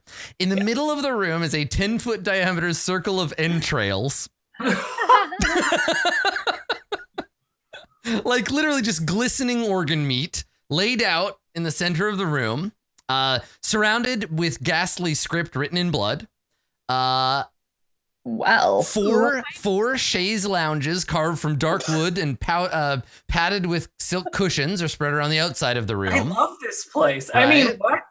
A natural tunnel opens on the south, and you can hear like howling of wind echoing from the other side. And yeah, this room is unoccupied, but through the other two doors, which have on them these doors and the door you're coming through, they have metal hooks. And from either of these ones, there is a wooden like placard hanging on the door that says in Elvish "occupied" on both of them. And as you open the room, you see this abyssal circle. You see these glistening organs. You hear another, and then a scream of pain. I believe you said there was a circle of some kind of runes or... Yeah. So in the middle of the room, there's like beautiful drow furniture. And then it's like in the middle of the room, there's just a hideous circle of organs. What's the font? What's the text? Is it in a language that anyone understands?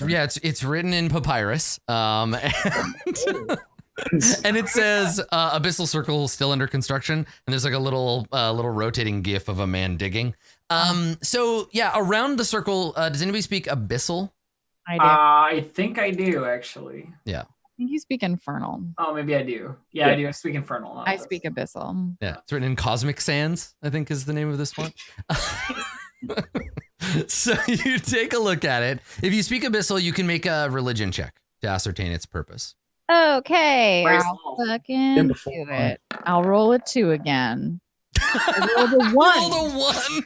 I rolled a 1. Good. I have Good. rolled Excellent. 2 2s and a 1. Rin, you can also make a check too. Arcana or It's religion. Yeah. religion? Okay. It would probably be a disadvantage if you 8. didn't speak it right. Yeah. Oh yeah, you can't even make it if you don't speak abyssal, but yeah. Hmm.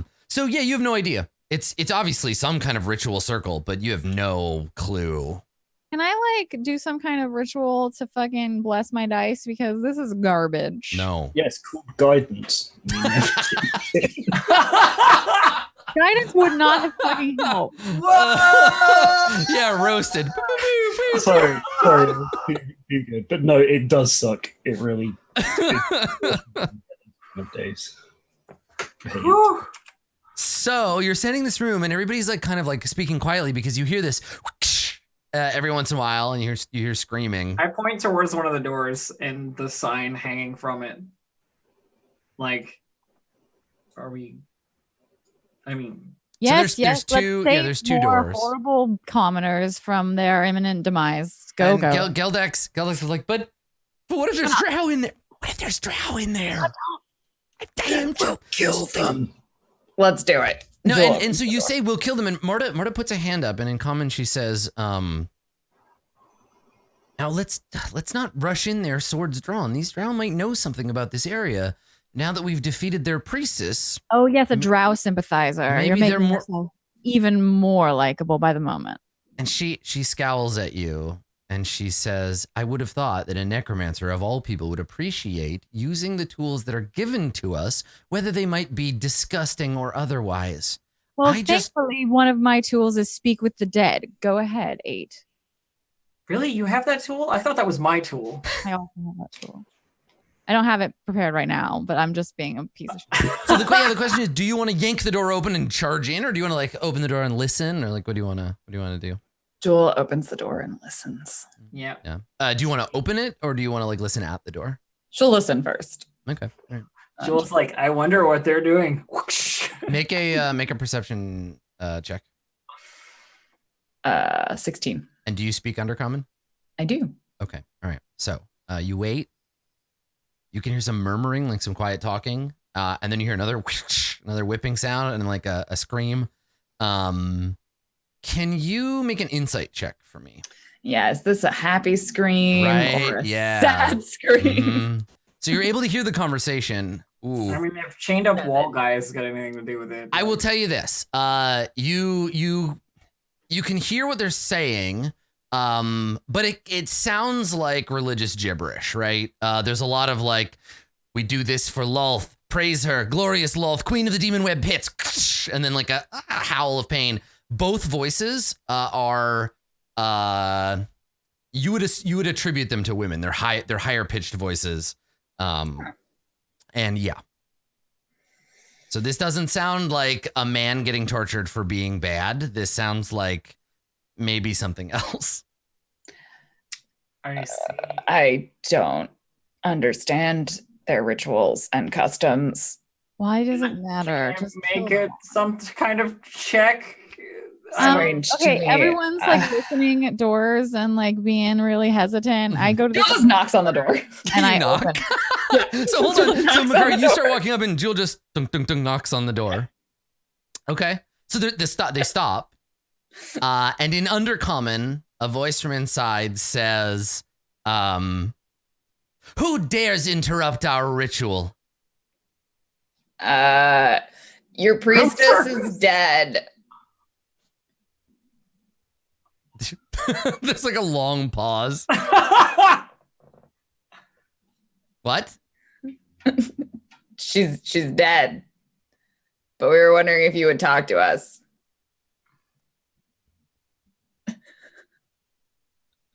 Just look Who- at Gildax and just shrug. Yeah, Geldex is just trembling with fear. You're just giving them time to kill whatever innocent civilian is in there being tortured. You know that, right? I don't think they were torturing anyone. I think they were torturing themselves. Yeah, so there's a moment, and then you hear the latch on the door click, and the door starts to swing open. But before we get to see what's on the other side, we're gonna take a short break. Praise be. And we'll find out what's on the other side of this door and what all the screaming is about when we get back. I'm gonna Don't guess go. Drow. Yeah. Jewel 100% has both her weapons out. Yeah, I think everybody's being tense is appropriate, but yes. Stick around. We will be right back with more.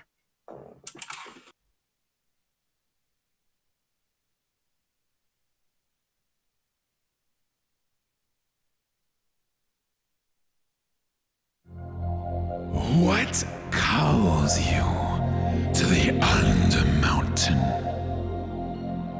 Adventure? Treasure? Friendship, perhaps? You can find it all. But can you take it? Dive into the dungeon of the Mad Mage.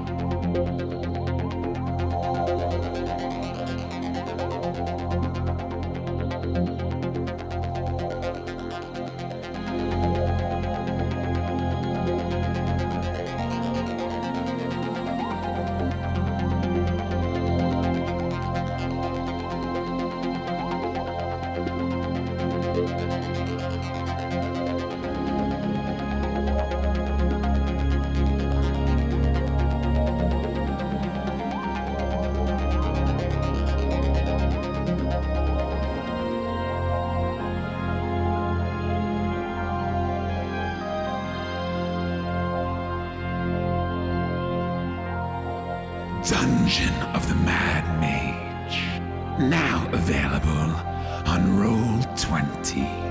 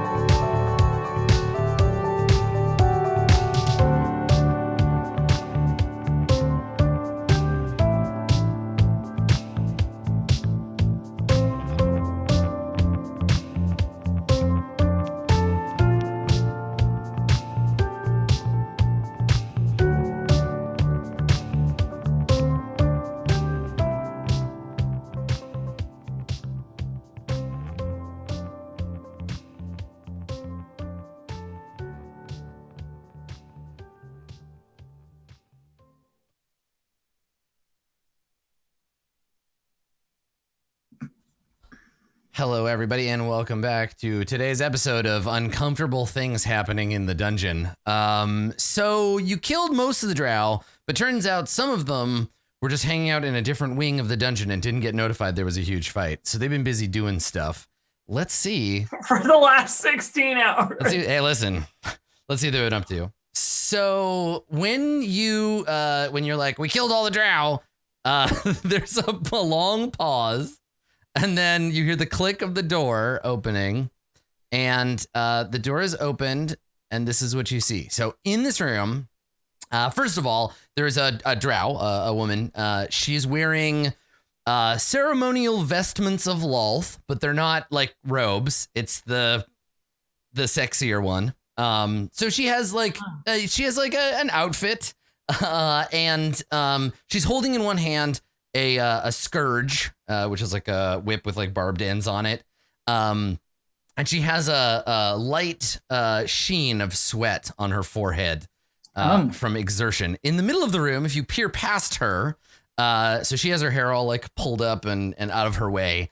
And then past her, if you look over her shoulder, you can see similarly dressed another drow woman who is strapped to a large rotating platform, which is currently still and like rotate up. So she's like strapped to it, like face first. So you can just see her back.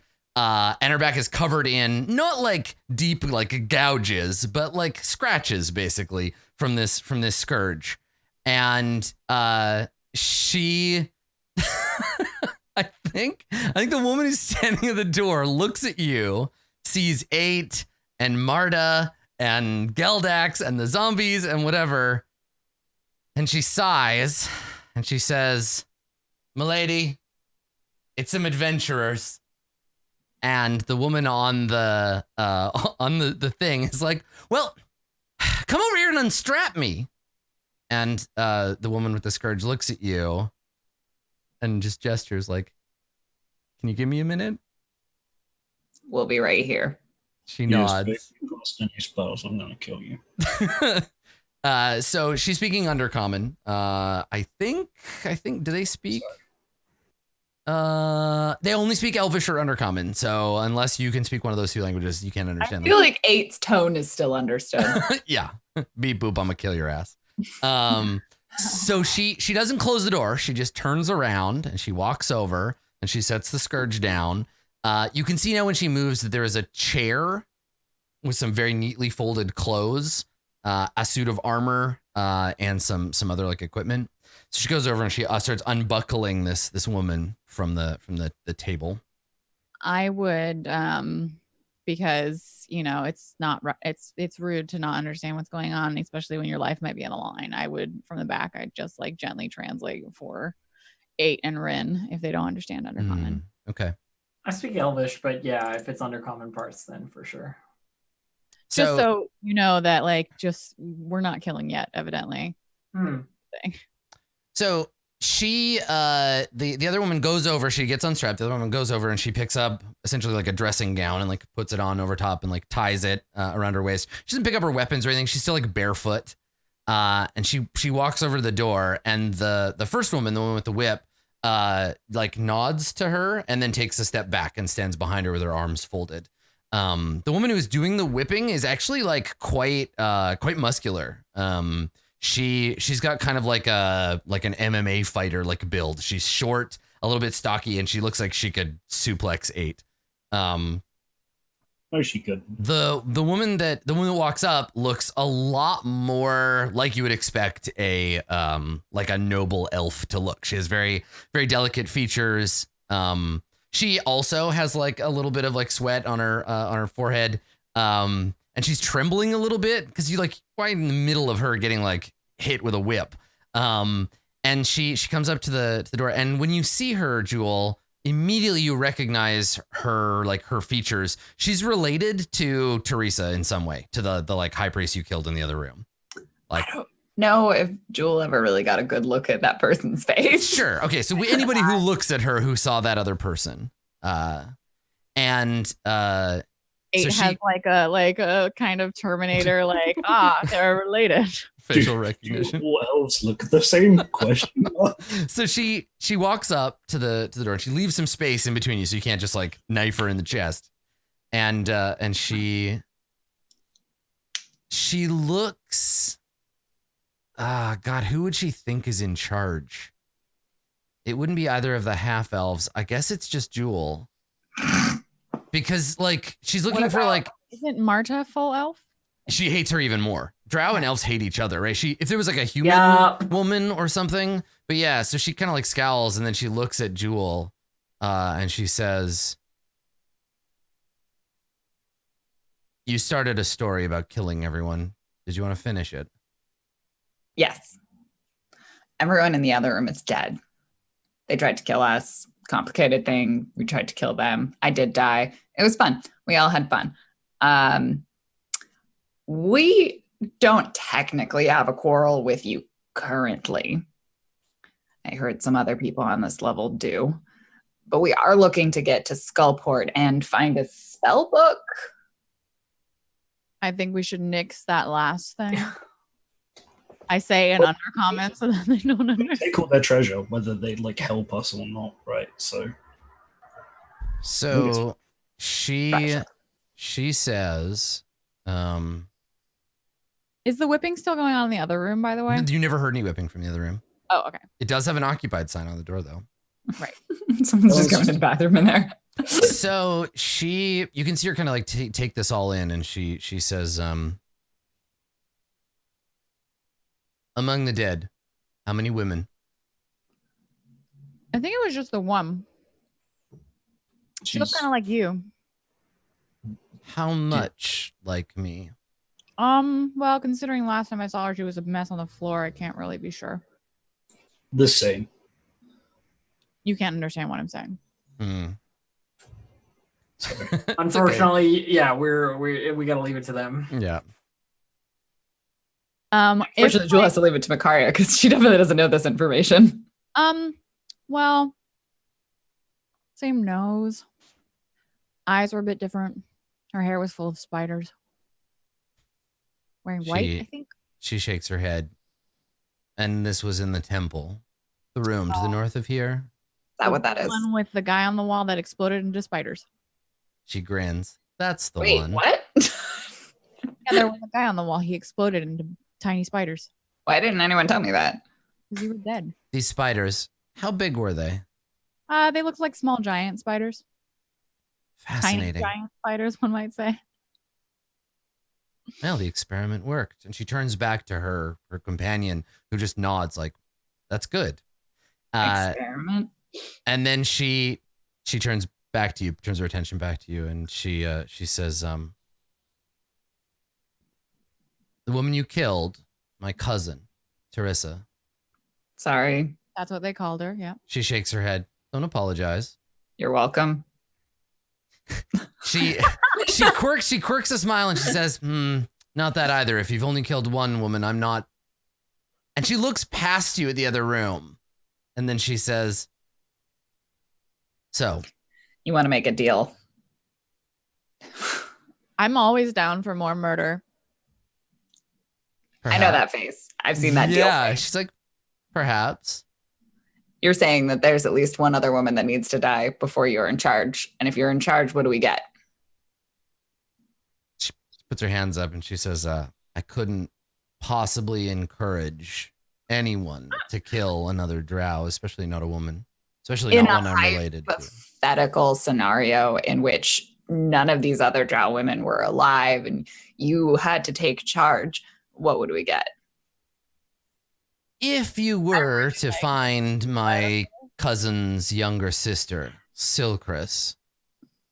You have a lot of cousins. I know that feeling. She nods. She says, if you were to find her and there were to be a confrontation in which she didn't survive, then yes, I suppose I would be put in charge. Mm-hmm. If you've killed a member of House Arvindar, you've committed a terrible crime, but it was self-defense. I've committed so many terrible crimes in my life. Self-defense or not, it doesn't matter. Our No. lives are sacred to Lolth. But I could always blame it on the hobgoblins. Oh, there was definitely one of those. I think they escaped. An escaped hobgoblin. It makes perfect sense. Again, you haven't answered my question. Well, what do you want? Skullport. I think this is what, yeah. Passage to Skullport, directions to Skullport, loot, gold. Like, this is where Jewel stalls out because she was like, oh no.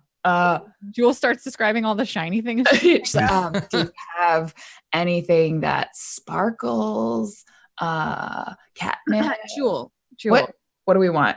We want passage to Skullport. What she And said. if she is the leader of this level, we would like to be able to pass freely in the future so that we don't have to kill more and more drow over and over again, which we would gladly do, but it takes forever. My cousins and I were sent here to secure this level. We've been working on it. Yeah, You represent a setback in that plan, but we can work with setbacks.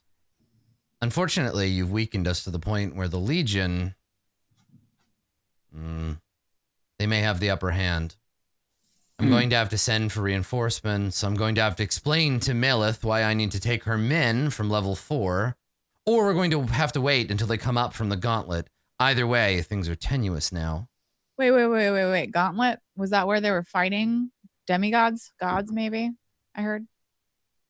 She looks at you like, and then she says to Jewel, she's like, your necromancer speaks too much. She's not a necromancer. The zombies indicate otherwise. Excuse me.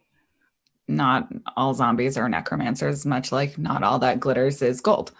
They're necromantic at the very least. Oh, I'm sorry. Did you want to be? I thought you didn't want to be called a necromancer. No, I've never said that, not once. You hear. She's a necromancer. So yeah, when you while you're all kind of like bickering, you hear her like servant or whatever, this other woman like scoff quietly, and the woman you're talking to just looks over her shoulder and raises an eyebrow, and in Undercommon, the woman just says, "No discipline." Right. Well, why don't you two? Do you know the way to Skullport? A safe way to Skullport?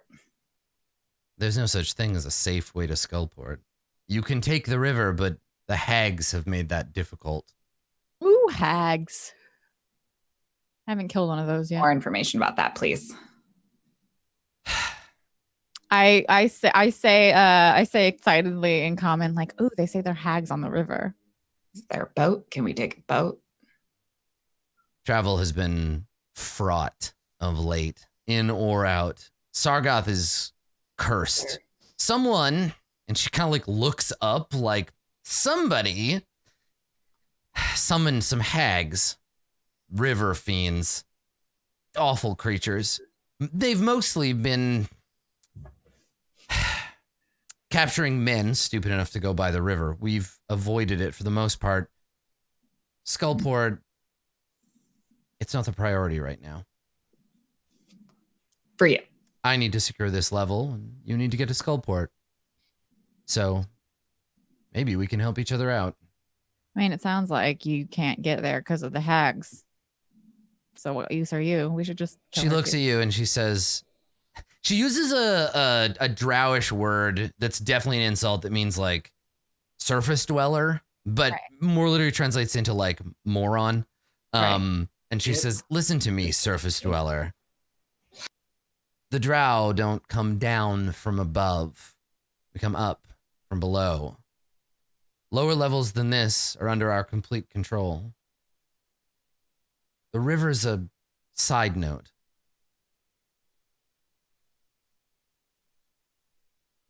So, I suppose, if you wanted to, you and your heavily armed friends could kill the rest of us. Maybe you'd all survive, maybe you wouldn't. But you'd earn the wrath of House Arvindar forever. Or you can help me, and we can blame all this on hobgoblins. I can secure the level. And I can make sure that you can pass through safely. But I can't make those promises for the Legion or for the Hags. They're outside of my control.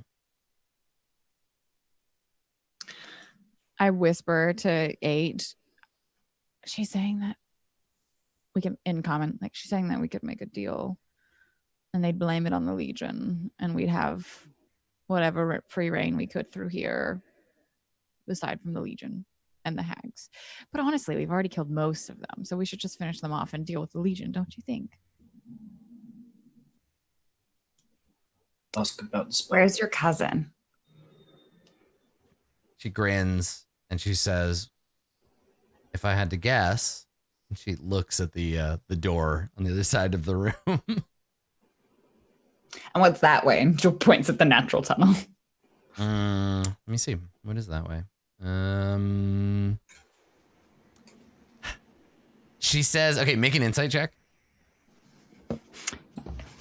Can someone else also do this? No, this is just on you. This is all you, Jewel. Insight. You got one foot in the grave. It makes it hard to make. Oh, all she says is, oh, nothing of consequence. I feel like Jewel does the immediate like kid thing where you're like, don't go there. It's nothing interesting. And she's like, I want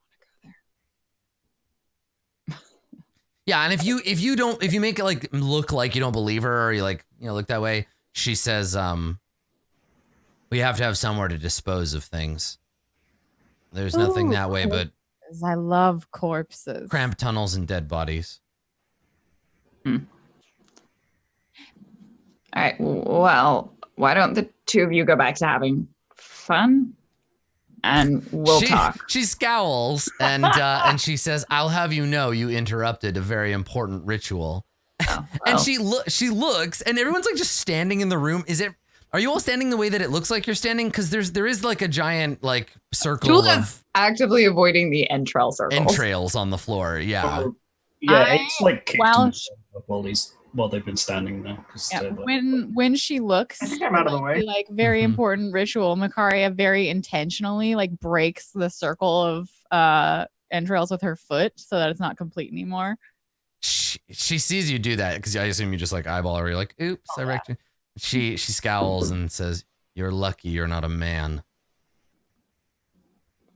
I mean, True. But yes.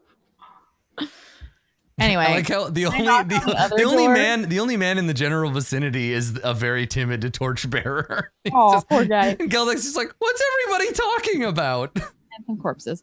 Can I knock on the other door? Yeah.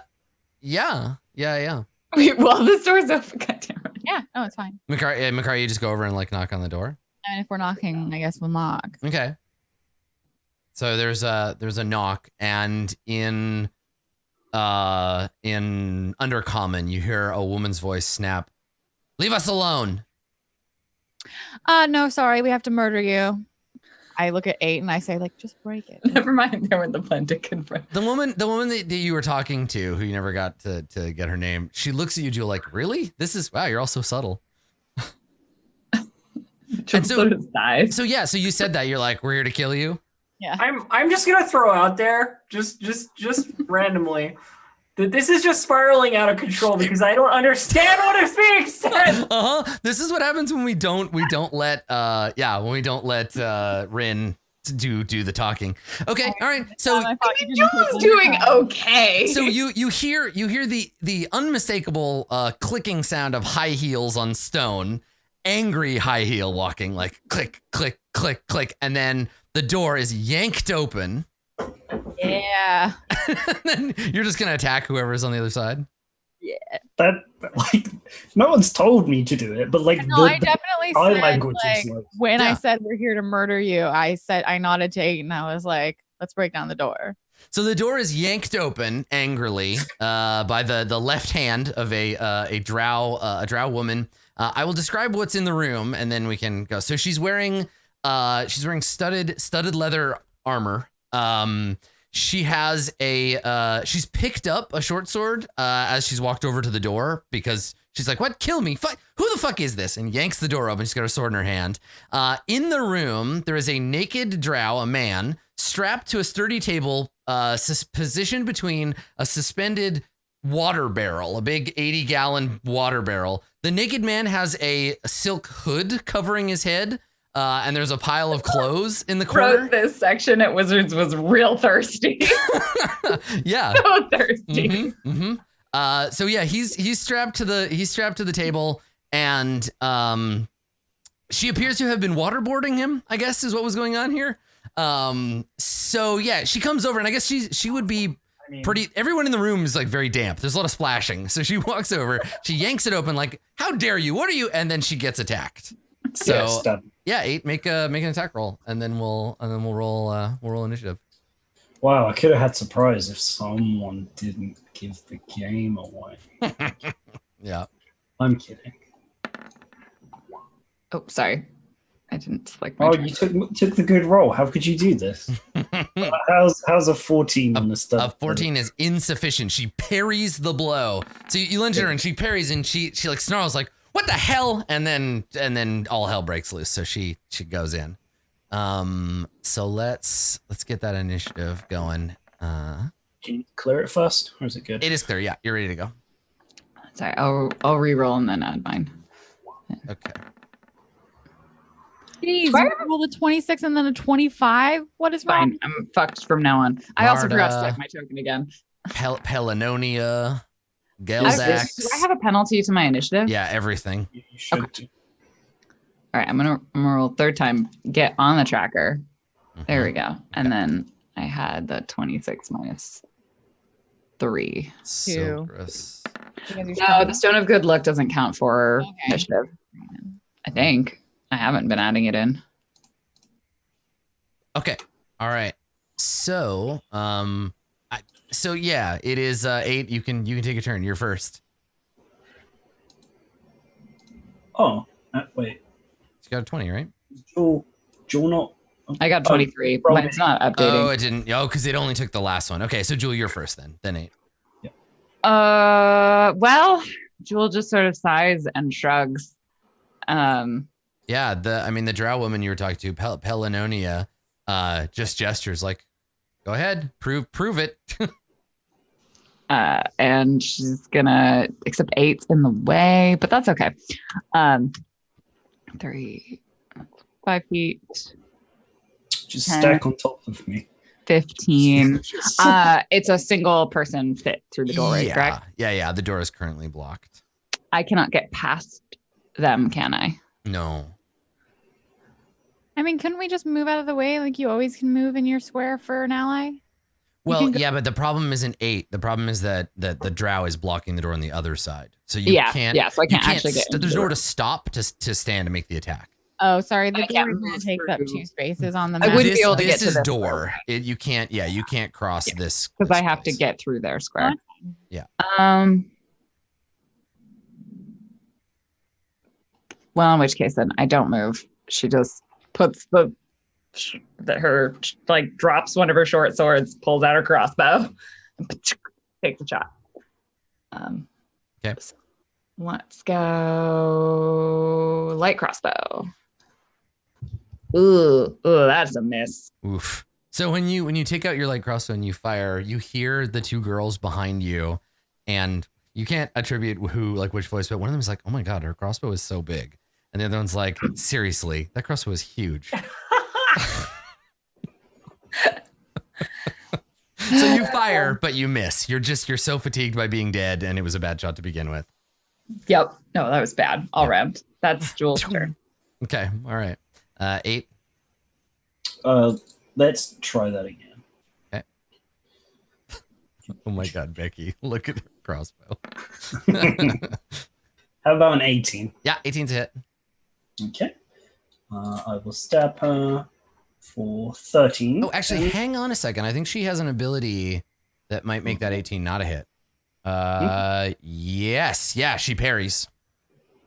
Yeah. Okay. Yeah, she adds 3 to her AC. So so you lunge in and she Oh shit! blocks with the sword. The 2 of you are full on like dueling now.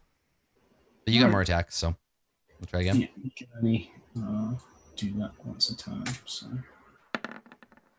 So roll good again. 19. Okay, that one's a hit. I think you hear Jewel say, "Shove her backwards. I can't get in there." I can't give a thumbs up, but like nod. Yeah. Deal 11 piercing damage. Okay.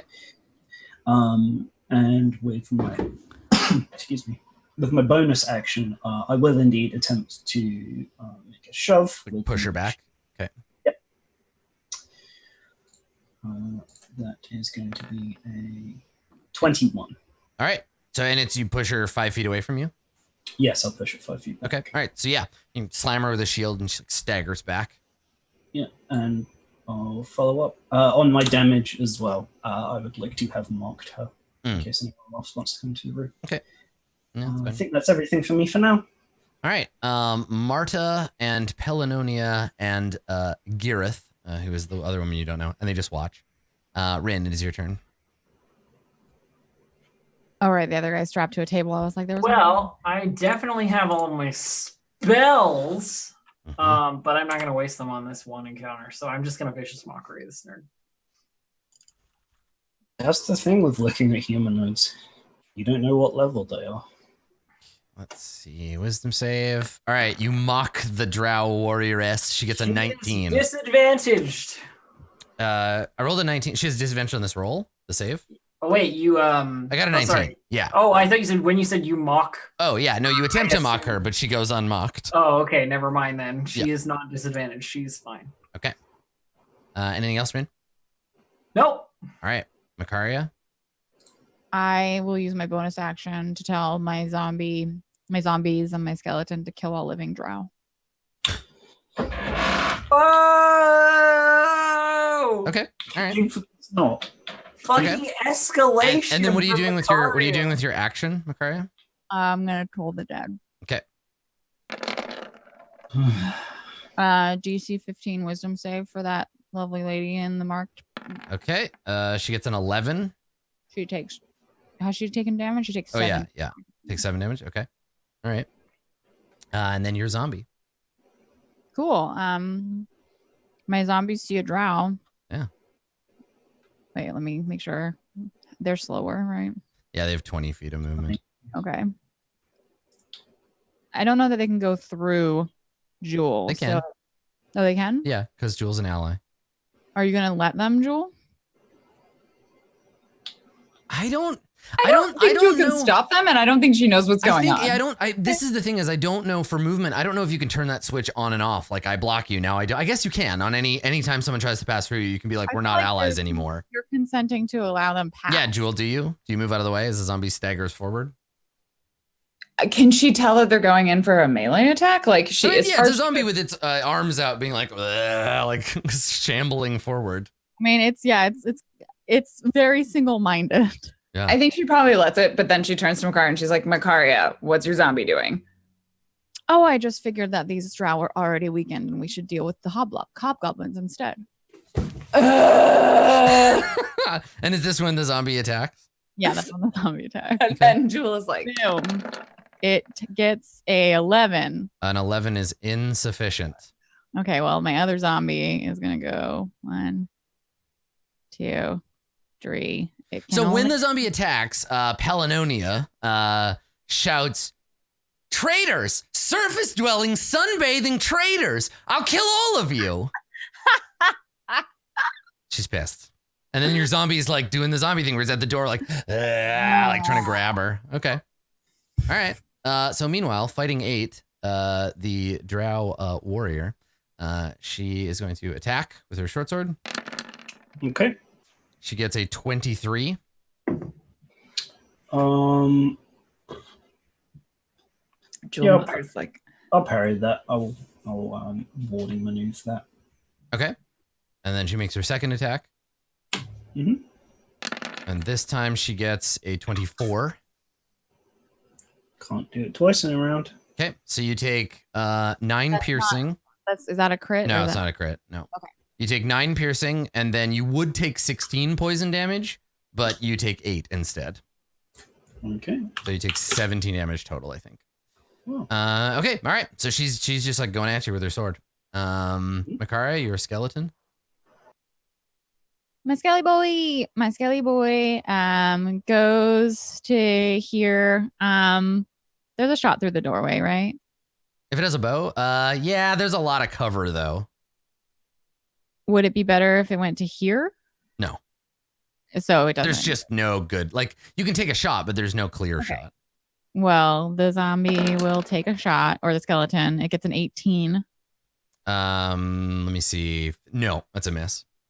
Okay. Yeah, just because of all the cover, right? I will keep track of the arrows. Yeah, please do. Okay, and that's them.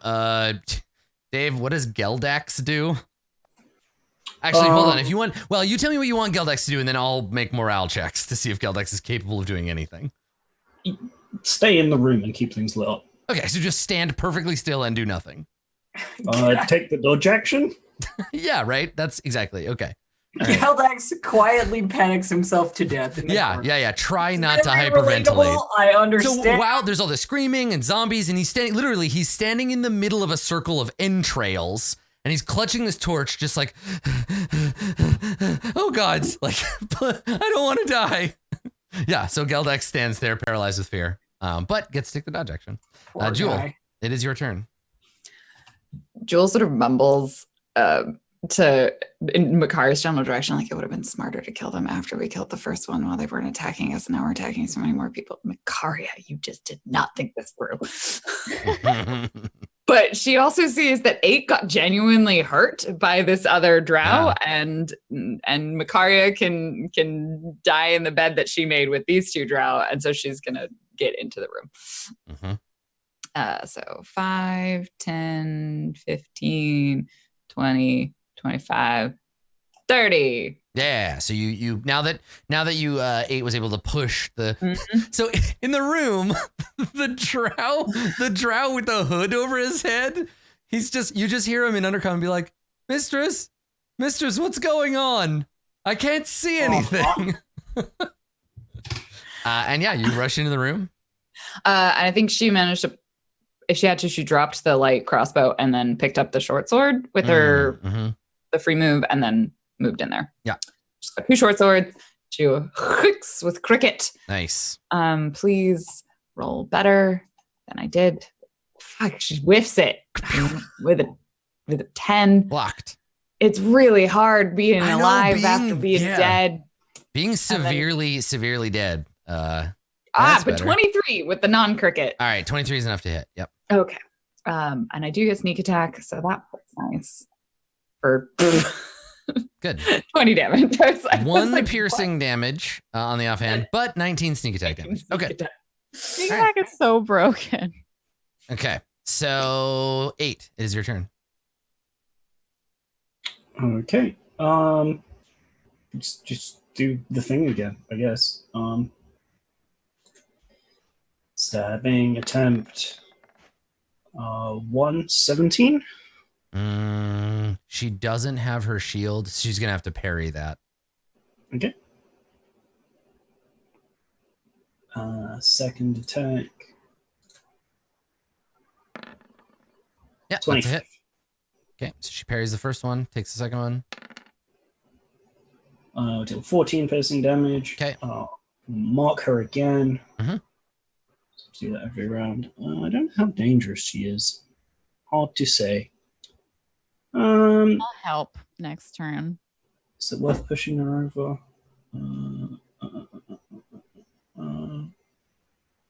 No. Okay. So fine. All right. Marta continues to watch. Pelinonia has something to do. She's going to attack that zombie. Do it. She gets a 7. So she stabs the zombie, but it doesn't do anything.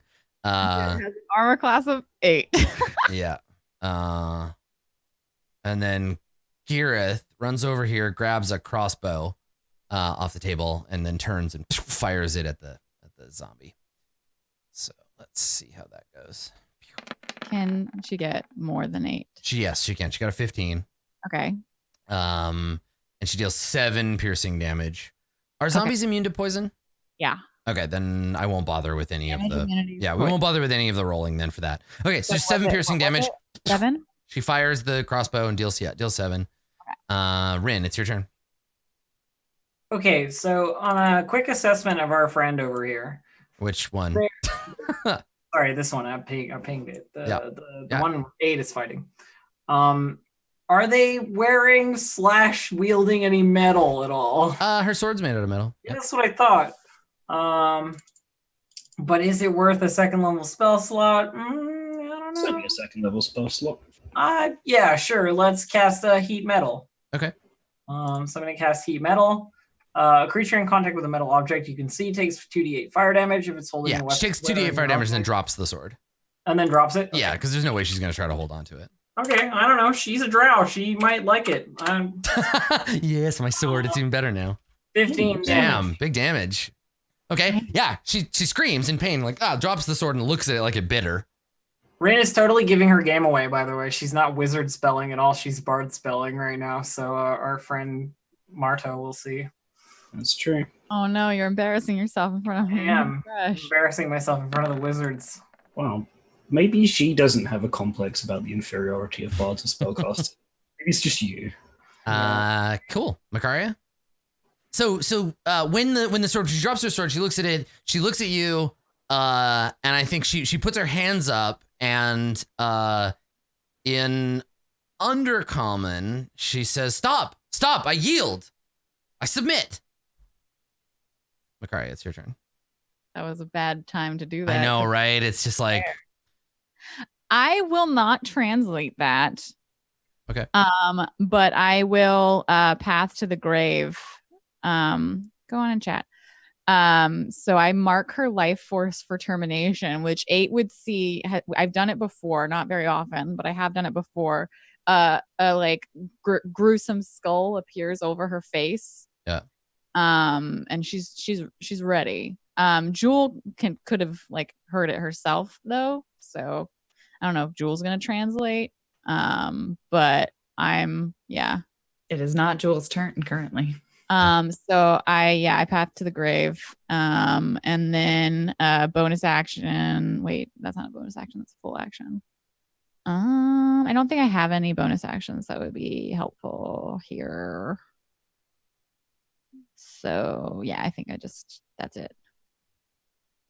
Everything else is, all my spells are actions. Okay. All right. So Makaria, you're zombies, or the one zombie that can attack? Yeah, the one zombie that can attack attacks. Okay. It gets a 16. That is a hit. For 2 bludgeoning damage. Nice. Good. It tried so hard. Okay.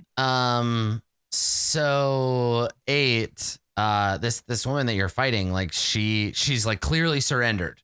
She's like thrown her weapon aside, she's put her hands up. She takes the disengage action and she takes a step back. It's not 8's turn. I know, I'm just telling, it's her turn and she's surrendering. Got it.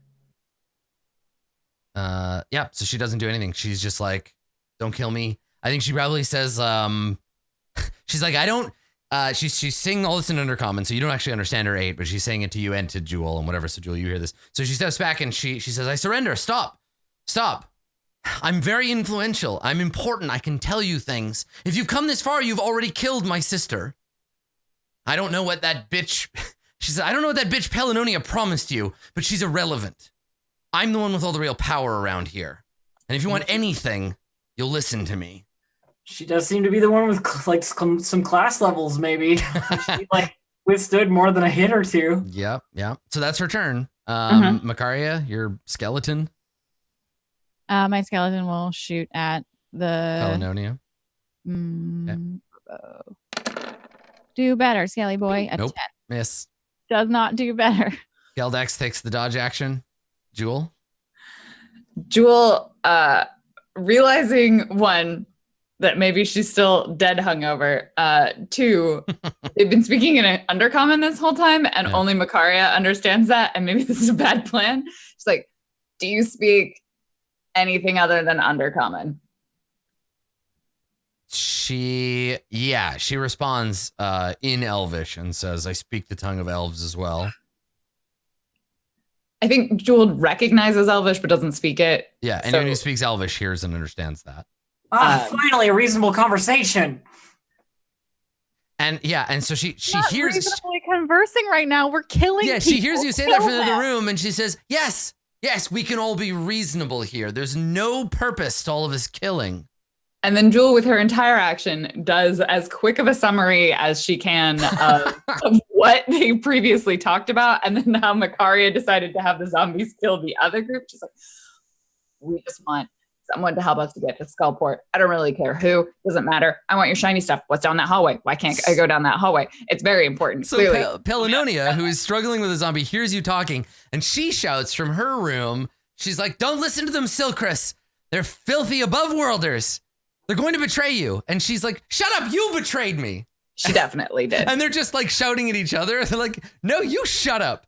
And then Silchris is like, "I can help you. If you're traveling through Undermountain, I know things. I have allies. Please." And then I think she's just explaining most of this to Rin. She basically wants to catch Rin up on like everything that happened that she didn't understand in Undercommon. And then Makaria thought it was a good idea to have her zombies attack both of them at the same time. Yeah, well, we've already cleared out most of the drow. Why are we negotiating with the party that's not in control of this level? So, Jeweler, you, I guess 8. It's on you. So friends with both of them. 8. What do you want to do? And that's her turn. Yeah, Jewel spends her turn translating. Everyone's yelling and talking in languages I don't understand.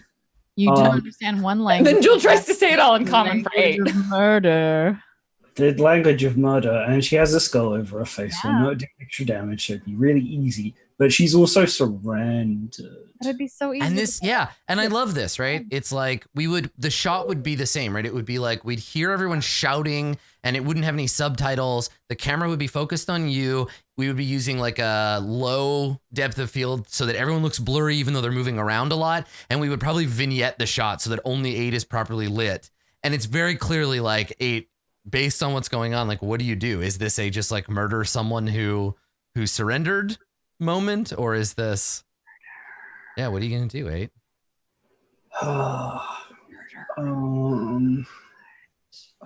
Been so good recently. XP vial. Do you take that step forward and plunge the javelin into her chest, or do you let her live?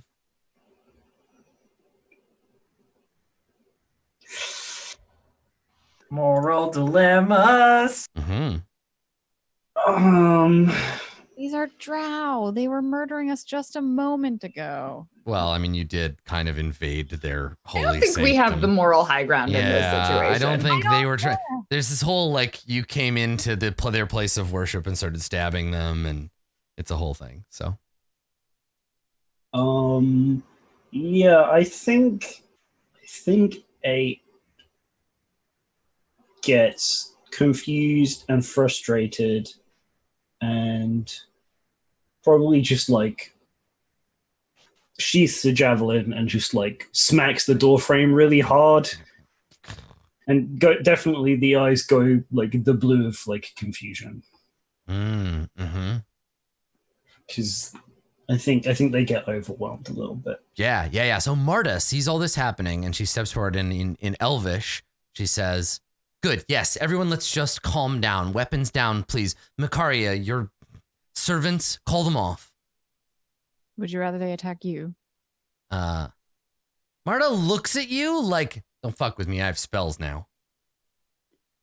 And you probably get a little like wizard crackle. Like she looks at you and there's like a little like lightning, like flicker on her fingers. And she's just like, "Back the fuck down, Makaria. We're all going to have a talk." We're letting all the XP go. So we only have 2 sessions left. Who cares? So you can't let them free. So Pelinonia is still fighting with the zombies, so she's gonna attack it. Because you can't tell them to stop until it's your turn. So she makes an attack, she does 5 damage to the zombie. Rin, what do you want to do on your turn? Wait, how much damage? Sorry. 5. Okay. Yeah, so Rain, what do you want to do?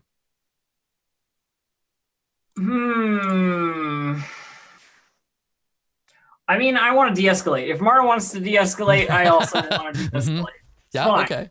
It's all fine. So I like stand back, I guess, where I am already.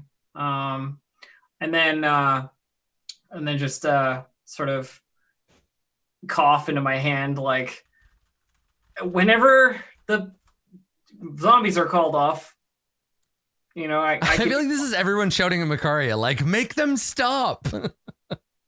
But why? I don't understand. So, I mean, yeah, Rin, if you're just like trying to convince, like, get Makaria to do it, Makaria, what are you gonna do with your bonus action?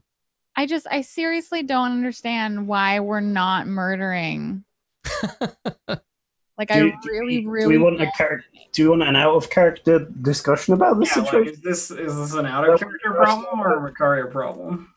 I mean, like, partially both. Okay. Like, we murdered an entire room of drow. They had giant spiders. They came at us, and then the second we come in here, suddenly we're like making nice when they've just straight up said that they can't actually get us to Skullport because there are hags in the way. I mean, I guess like you didn't hear about that, but like, I mean, what I have seen you do in character, from my perspective, is have a long conversation with a bunch of drow that you seem to agree on something with, and then you immediately turn violent on them as soon as you turn your back. Like, that is what I have seen in character, right? Which looks like you're the asshole, which, I mean... But why would we trust drow? I mean, why would you trust you, right? Like, or anybody, right? Like, there's why would we trust anybody in this dungeon, though? Like, perspective is we're like bringing along NPCs, we're like letting people go. Like, this entire place is full of like people who are trying to kill other people. That's the whole point of Underbound. We're also part of that group of people trying to kill other people. From Jules' perspective, there's no way they can destroy everyone. So keeping some of the drow around, it was the part where the hobgoblin said, like, it would, if we did all of their job for them, it would make them look bad, right? They're going to continue fighting. So in Jules' mind, she just actually wants to befriend both of them. If both sides like them, then the party can actually have safe passage through this level, because both sides, as long as they continue to exist, think that the party is good. I mean, I think Makaria is evil, and she thinks that safe passage. And you know what? Evil is fine and totally good, and we get that you're evil. But you know what? I am lawful neutral, and people just surrendered. Yeah. I mean, it makes sense that there is a conflict, right? But it comes down to, like, Makaria, whether you call off the zombies and then everybody has a talk about it. I mean, we just walked through their jail where they were kidnapping and torturing people, and now we're just letting them. But I think it's important. Have a basement full of dead bodies. Makaria. It's really important not to play the moral high ground on this, because you're just as bad as they are. Okay, I get that, but like, why is the because we cannot destroy all the drow. And if the drow, like, Jules' perspective is we can't win. Yeah. There's no way we can outwin this dungeon. Our goal is to just survive. So the more, it's not that they're allies, it's the more people that don't actively hate us and don't try and kill us on sight, the higher our chances of survival. I mean, they can't kill us on sight if they're dead. But they do have power and authority. Yeah. And that's something that will be helpful later on. Jewel is planning for the future in the dungeon, that, like, if we're on level 5 and the drow are like, oh, these are these people that yeah. So I mean, this is a thing that's sort of like harder to see early on, but like the Xanathar's Guild, House Arvendir, the Zentarum, like all of these people have if the point bases on various levels. Right? Why should we kill them for XP if we're only playing for 2 more sessions? Then why should we be planning for the future? I mean, we should be playing under the assumption that you're playing your characters regardless of how many more sessions we're playing. Like, don't make that part of your decision. Here's the thing, right? Like, out of character, yeah. If you want to go down that route where it's like, yes, let's zombie kill these drow, I'm not opposed, right? Like, out of character, it's good drama and like whatever. Like, I'm cool with it. In character, I am going to have a problem with it because that's just.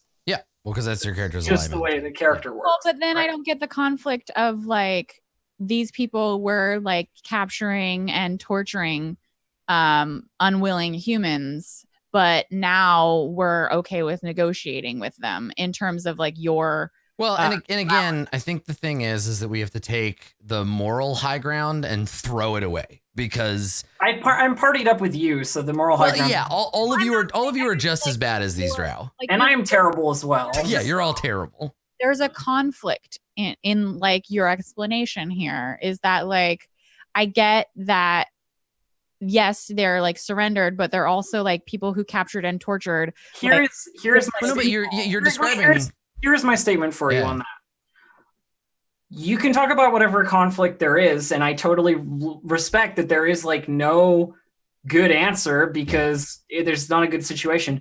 But you can't define what I want to do with my character in the same way that I can't tell you not to do the thing you want to do. I'm not Right. trying to define it. I was just trying to understand it because it seemed like those two clauses were in conflict to me. No, so I think the problem is, Blue Jay, you're thinking about.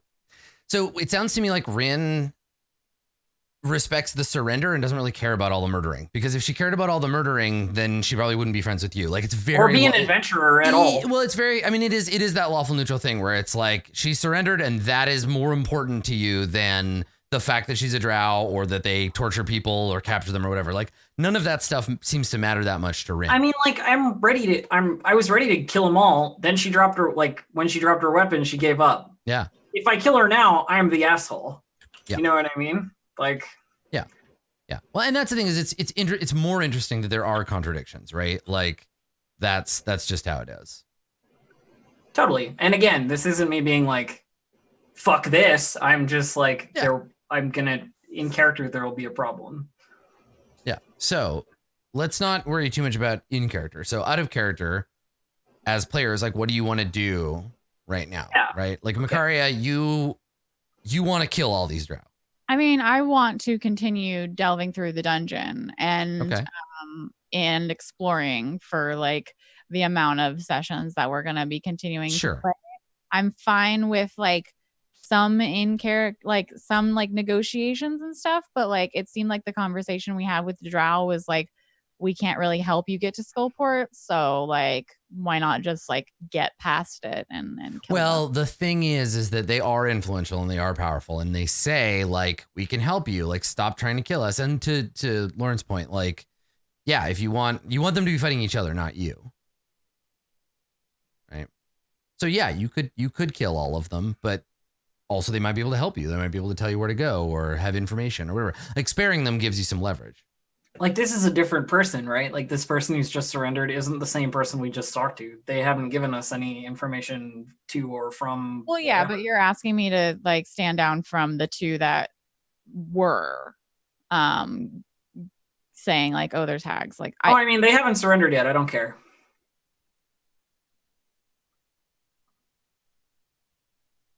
Okay, so. Well, the thing is like about surrendering is they were already surrendered and then you attack them. I guess so like they can't re-surrender, right? Like she's literally like Pelinonia is literally fighting for her life because this zombie is trying to kill her. And until that thing stops, there's no reason for her to just be like, okay, I dropped my sword and then the zombie chews my face off.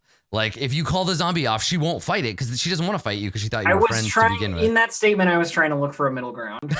Yeah, they've already surrendered and then you picked a new fight with them, so they can't really back out of it. You put them in a corner, which is why it lands on Macaria to either call off the zombies or not, right? Like if you call off the zombies right now, the fight's over. If not, then Pelinonia will keep fighting and her friend will keep fighting. Then they'll try to fight you if they kill the zombies. I don't know what Silcris will do.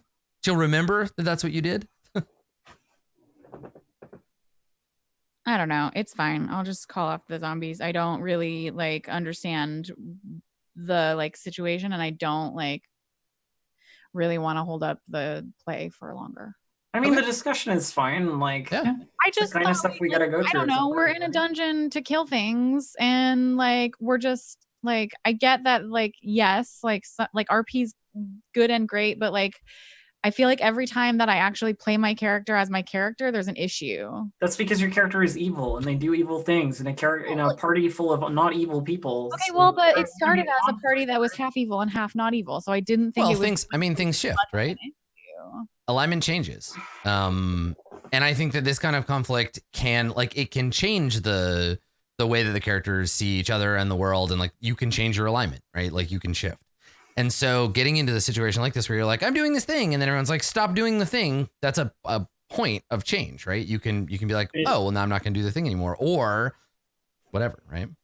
Yeah, it's been really interesting for me with 8 because 8 has 3 role models, has small fledgling child.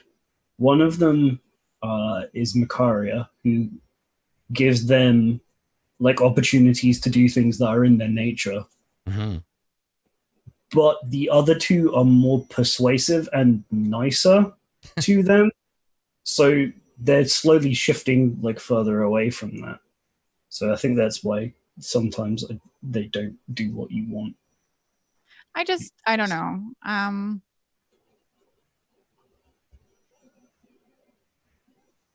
Both options are totally valid. Yeah. You just It's gotta, you not- just have to decide. You just let me know. Do the zombies keep attacking or no? I just said the zombies back off. I don't want to, like, if everyone in the party is like, let's just not, then I'll just not. Okay. All right, cool. So the zombie like stops fighting, and like steps back. Pelinonia, I think as soon as that happens, she falls back and her friend like steps up in front of her, like, get away from her, you jerks. And she's got the crossbow and she's standing very like defensively in front of her ally. And Silkrus has like dropped her weapon, and they're like, she's surrendered. What does everybody do in that moment? Like once that's happened?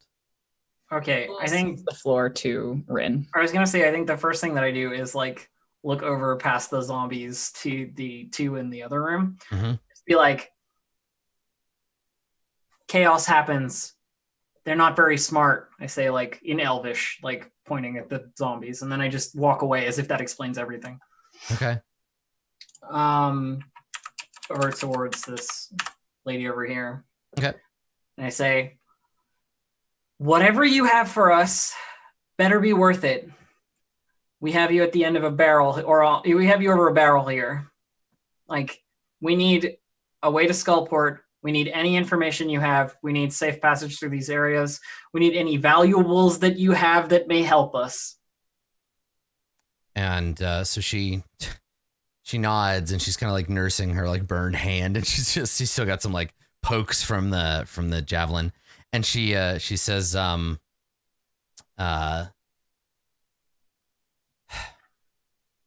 my sister is dead. And she nods and she says, well, technically she was the one in charge, but if she's dead, then I'm in charge now. And she looks across, she like looks past you at Pelinonia, like, we're gonna have a conversation later. And she says, but you spared my life, and that's worth something. I would hope your life is worth something. I don't mean to me. Obviously, it's worth almost everything to me. I mean to my house, to my family. House, I heard it before. Arvindar? She nods. And they're more numerous down here than just this post? You came from above, so I can't expect that you would understand this, but we have outposts throughout Undermountain. We've been spreading out in the hopes of gaining some additional terrain. Access to Waterdeep this close to the surface could be useful for our trade. We're in the middle of trying to seize this level from those filthy hobgoblins. But my sister, Melith, she's operating in the Twisted Caverns, and another 6-7 levels below the majority of the house in the Gauntlet. We're all over the place, but she like winces. But we've been pushing from here. It was our job. It was going fine until today. I'm going to have some uncomfortable reports I need to write. The question becomes, when I write back to my mother and tell them who killed my sister and how I got into this position and how we're going to have to fall back, who am I going to blame for it? Well, I would hope it would be the hobgoblins. She looks past you at Pelinonia. She's like, yes, that does seem like the right move.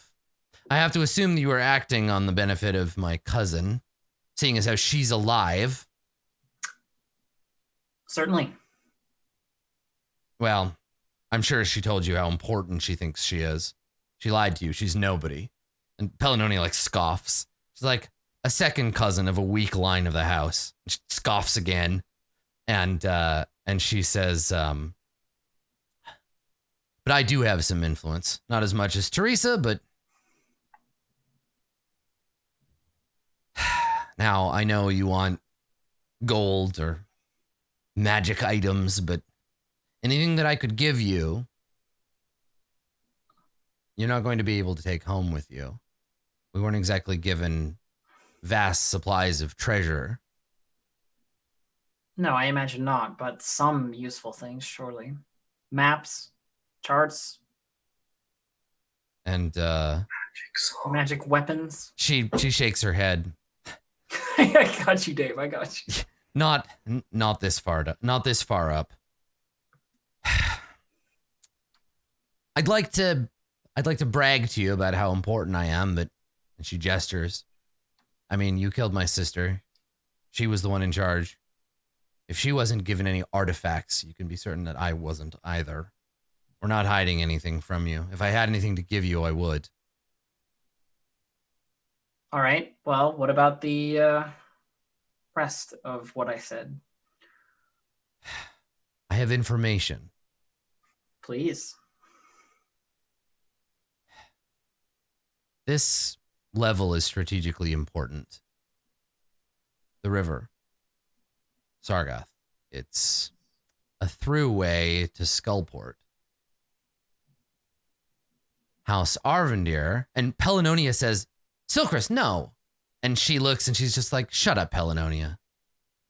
House Arvendir, we need to secure this level so that we can invade. That's the plan. Take this level, seize the river, and use it to invade and seize Skullport. Ah. Well, that's going to be a little more difficult now, I think. Yes, thank you for that. You're welcome. Then you know how to get there. You know which way to go. You're planning an invasion. She nods. She says, but it's become somewhat more complicated. You see, when we first came up here, the river was just the river. Dangerous, but water and rocks. She looks around as if like looking for a wire or like a camera or whatever. And she's like, but not anymore. The hags. He called them up. I think specifically to thwart us.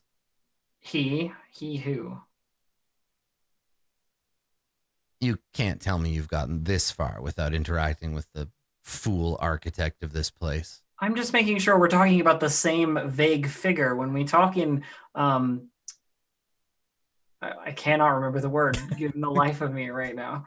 But look, it's important we know who we're talking about.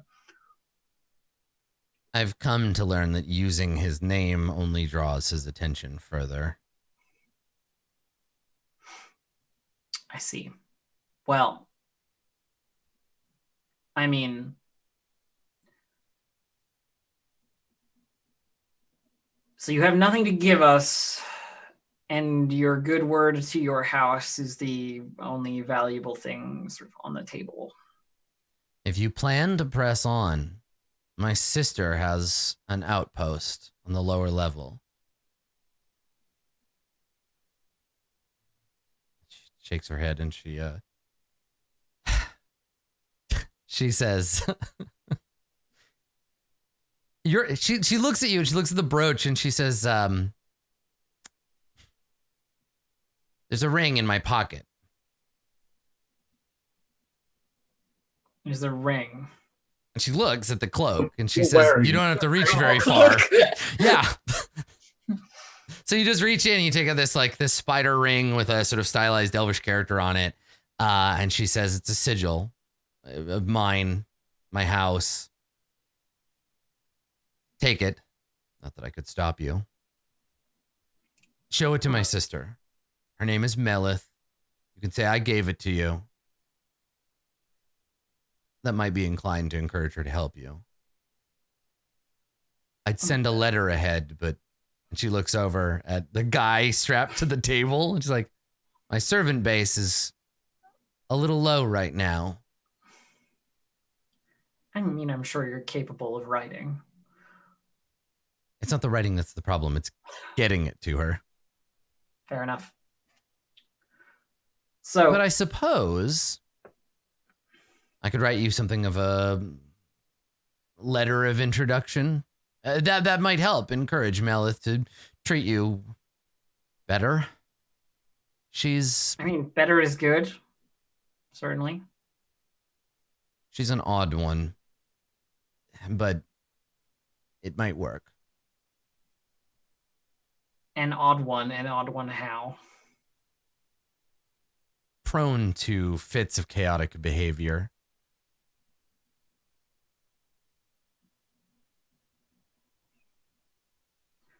I see. Well, then a letter of introduction is probably more than necessary, considering showing her your ring will probably not help.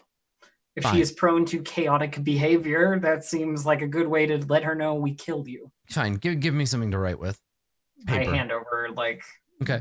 various writing. So she takes the quill or the pen or whatever from you, the paper. She walks over to this guy who's laying down, and she just uses him as a desk. She just puts the paper on him, and he makes a sound like he's startled because he can't see, right? And so she like writes something on this paper, and she folds it up and she gives it to you. All right, I take it. I open it and I look at what it says. Yeah. So it's addressed to Melith. It's written in Elvish. It basically says, I, and therefore our house, and therefore you owe these people a favor. They spared me in an opportunity, or when they had the opportunity to kill me. So treat them accordingly. And then just her like signature.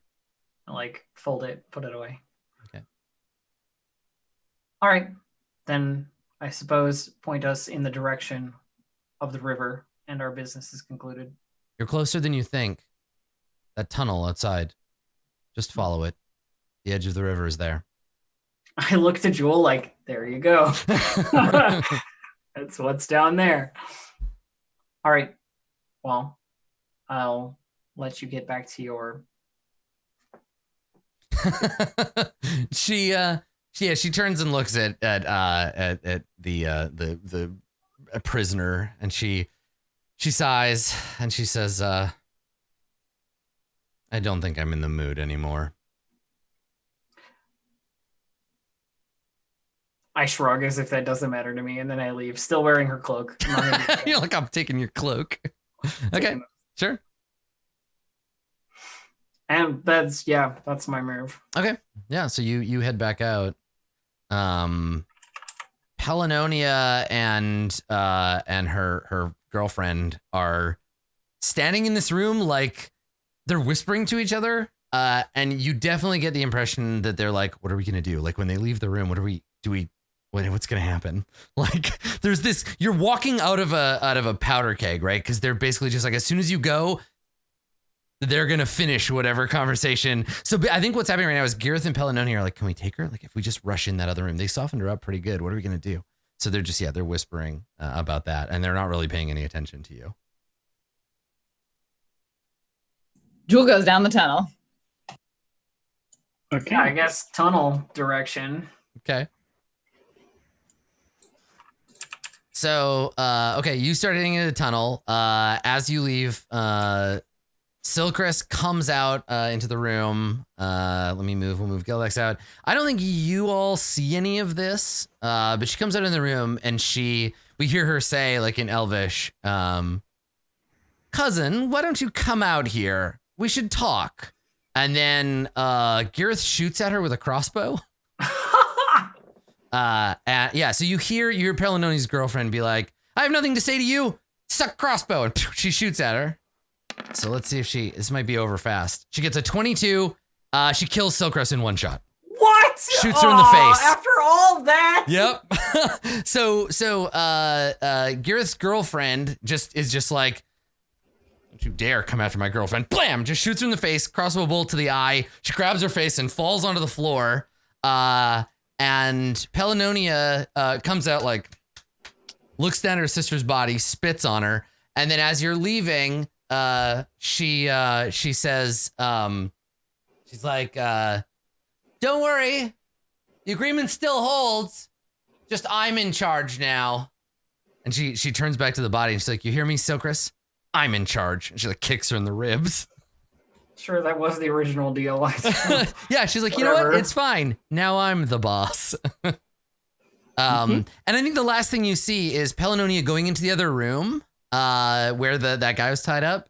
And she's undoing the dressing gown that she was wearing. And you just, as her and Gareth close the door behind her, you hear her say, hello there. I suppose you belong to me now too. And then the door clicks shut.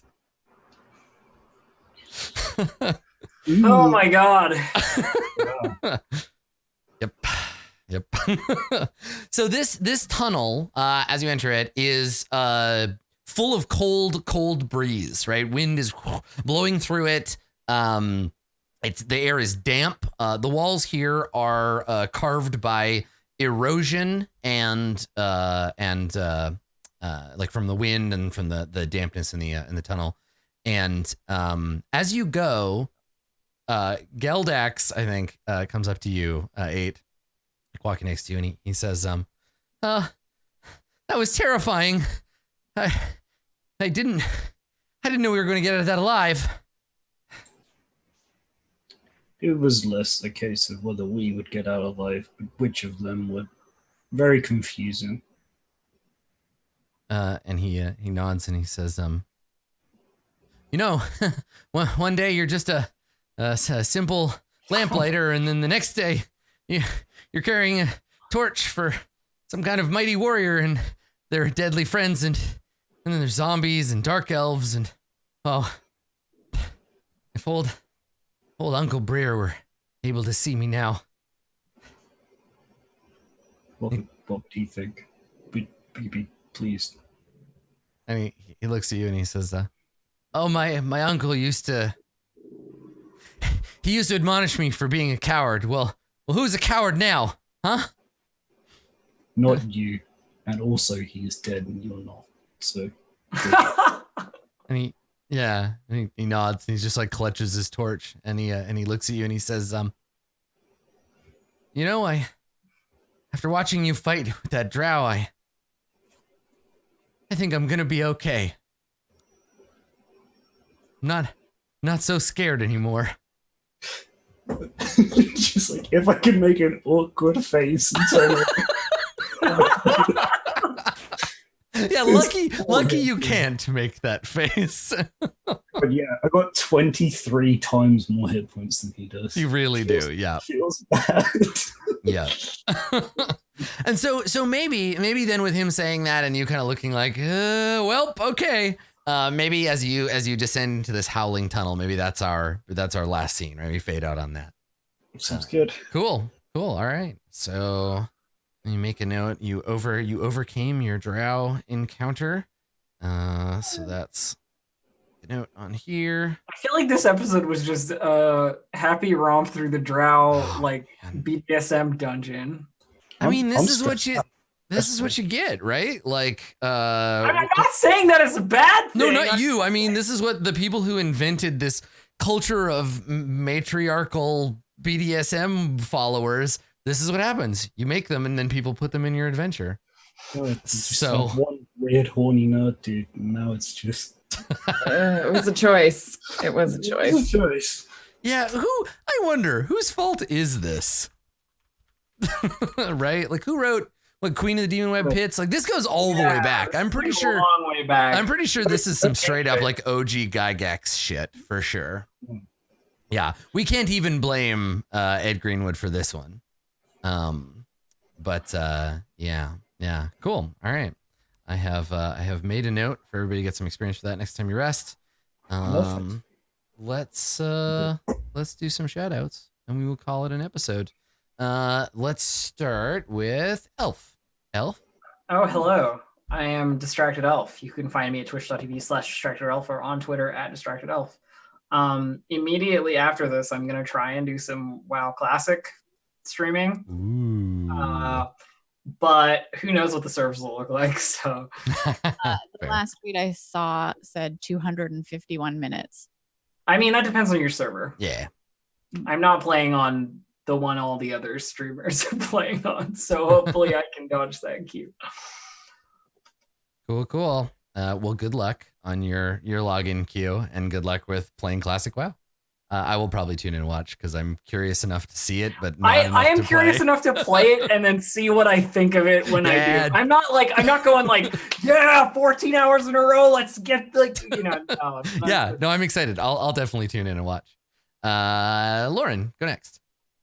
My name is Random Tuesday. You can find me pretty much all the places at Random Tuesday. I'm a cosplayer, streamer, general nerd. You can find me working on my Aloy cosplay and also wearing it at PAX this weekend, where we have a Roll20 panel. Yes, we do. Yeah.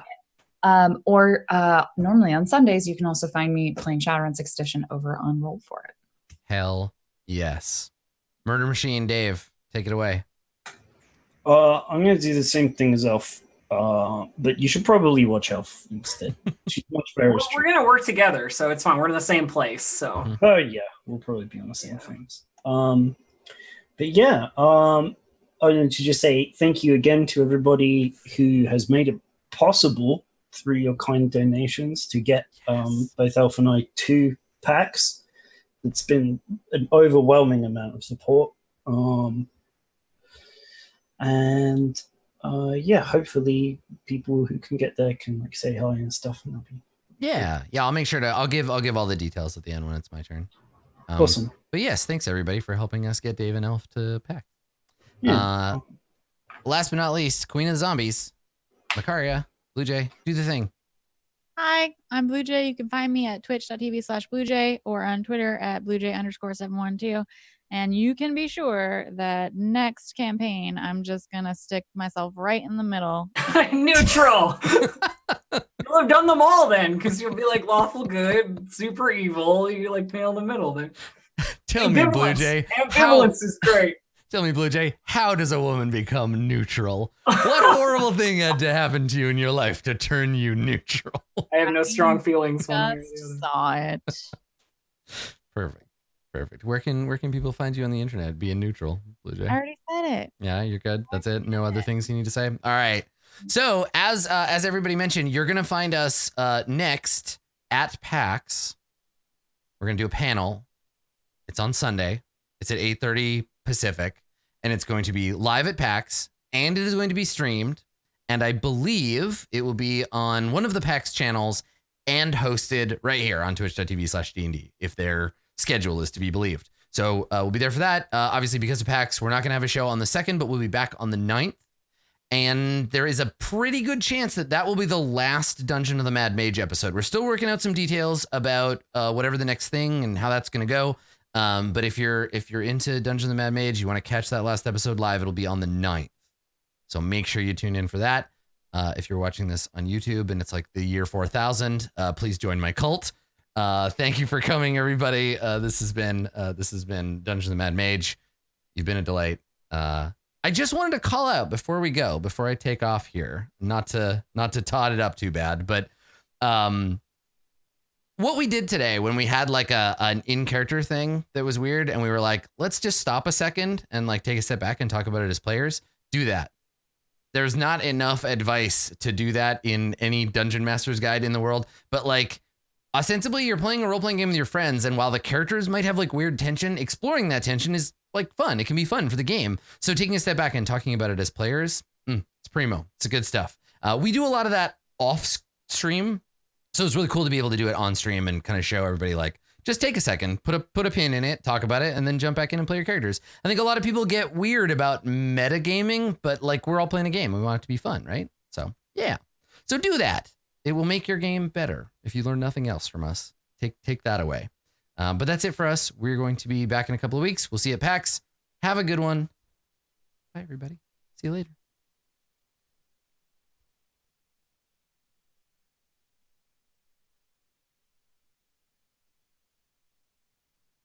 Whether you're a brand new fan or a longtime viewer, you can support the show and the cast of Roll20 Presents by going to roll20.net/start/roll20presents and signing up for a free account. Dungeon Masters will find maps, tokens, and a cornucopia of exciting tools to improve their game. Players will gain access to built-in character sheets with support for dozens of different role-playing games. No matter what role you take, our quantum randomized dice roller is there to keep the action moving. Don't wait to join the party. Sign up today at roll20.net/start/roll20presents.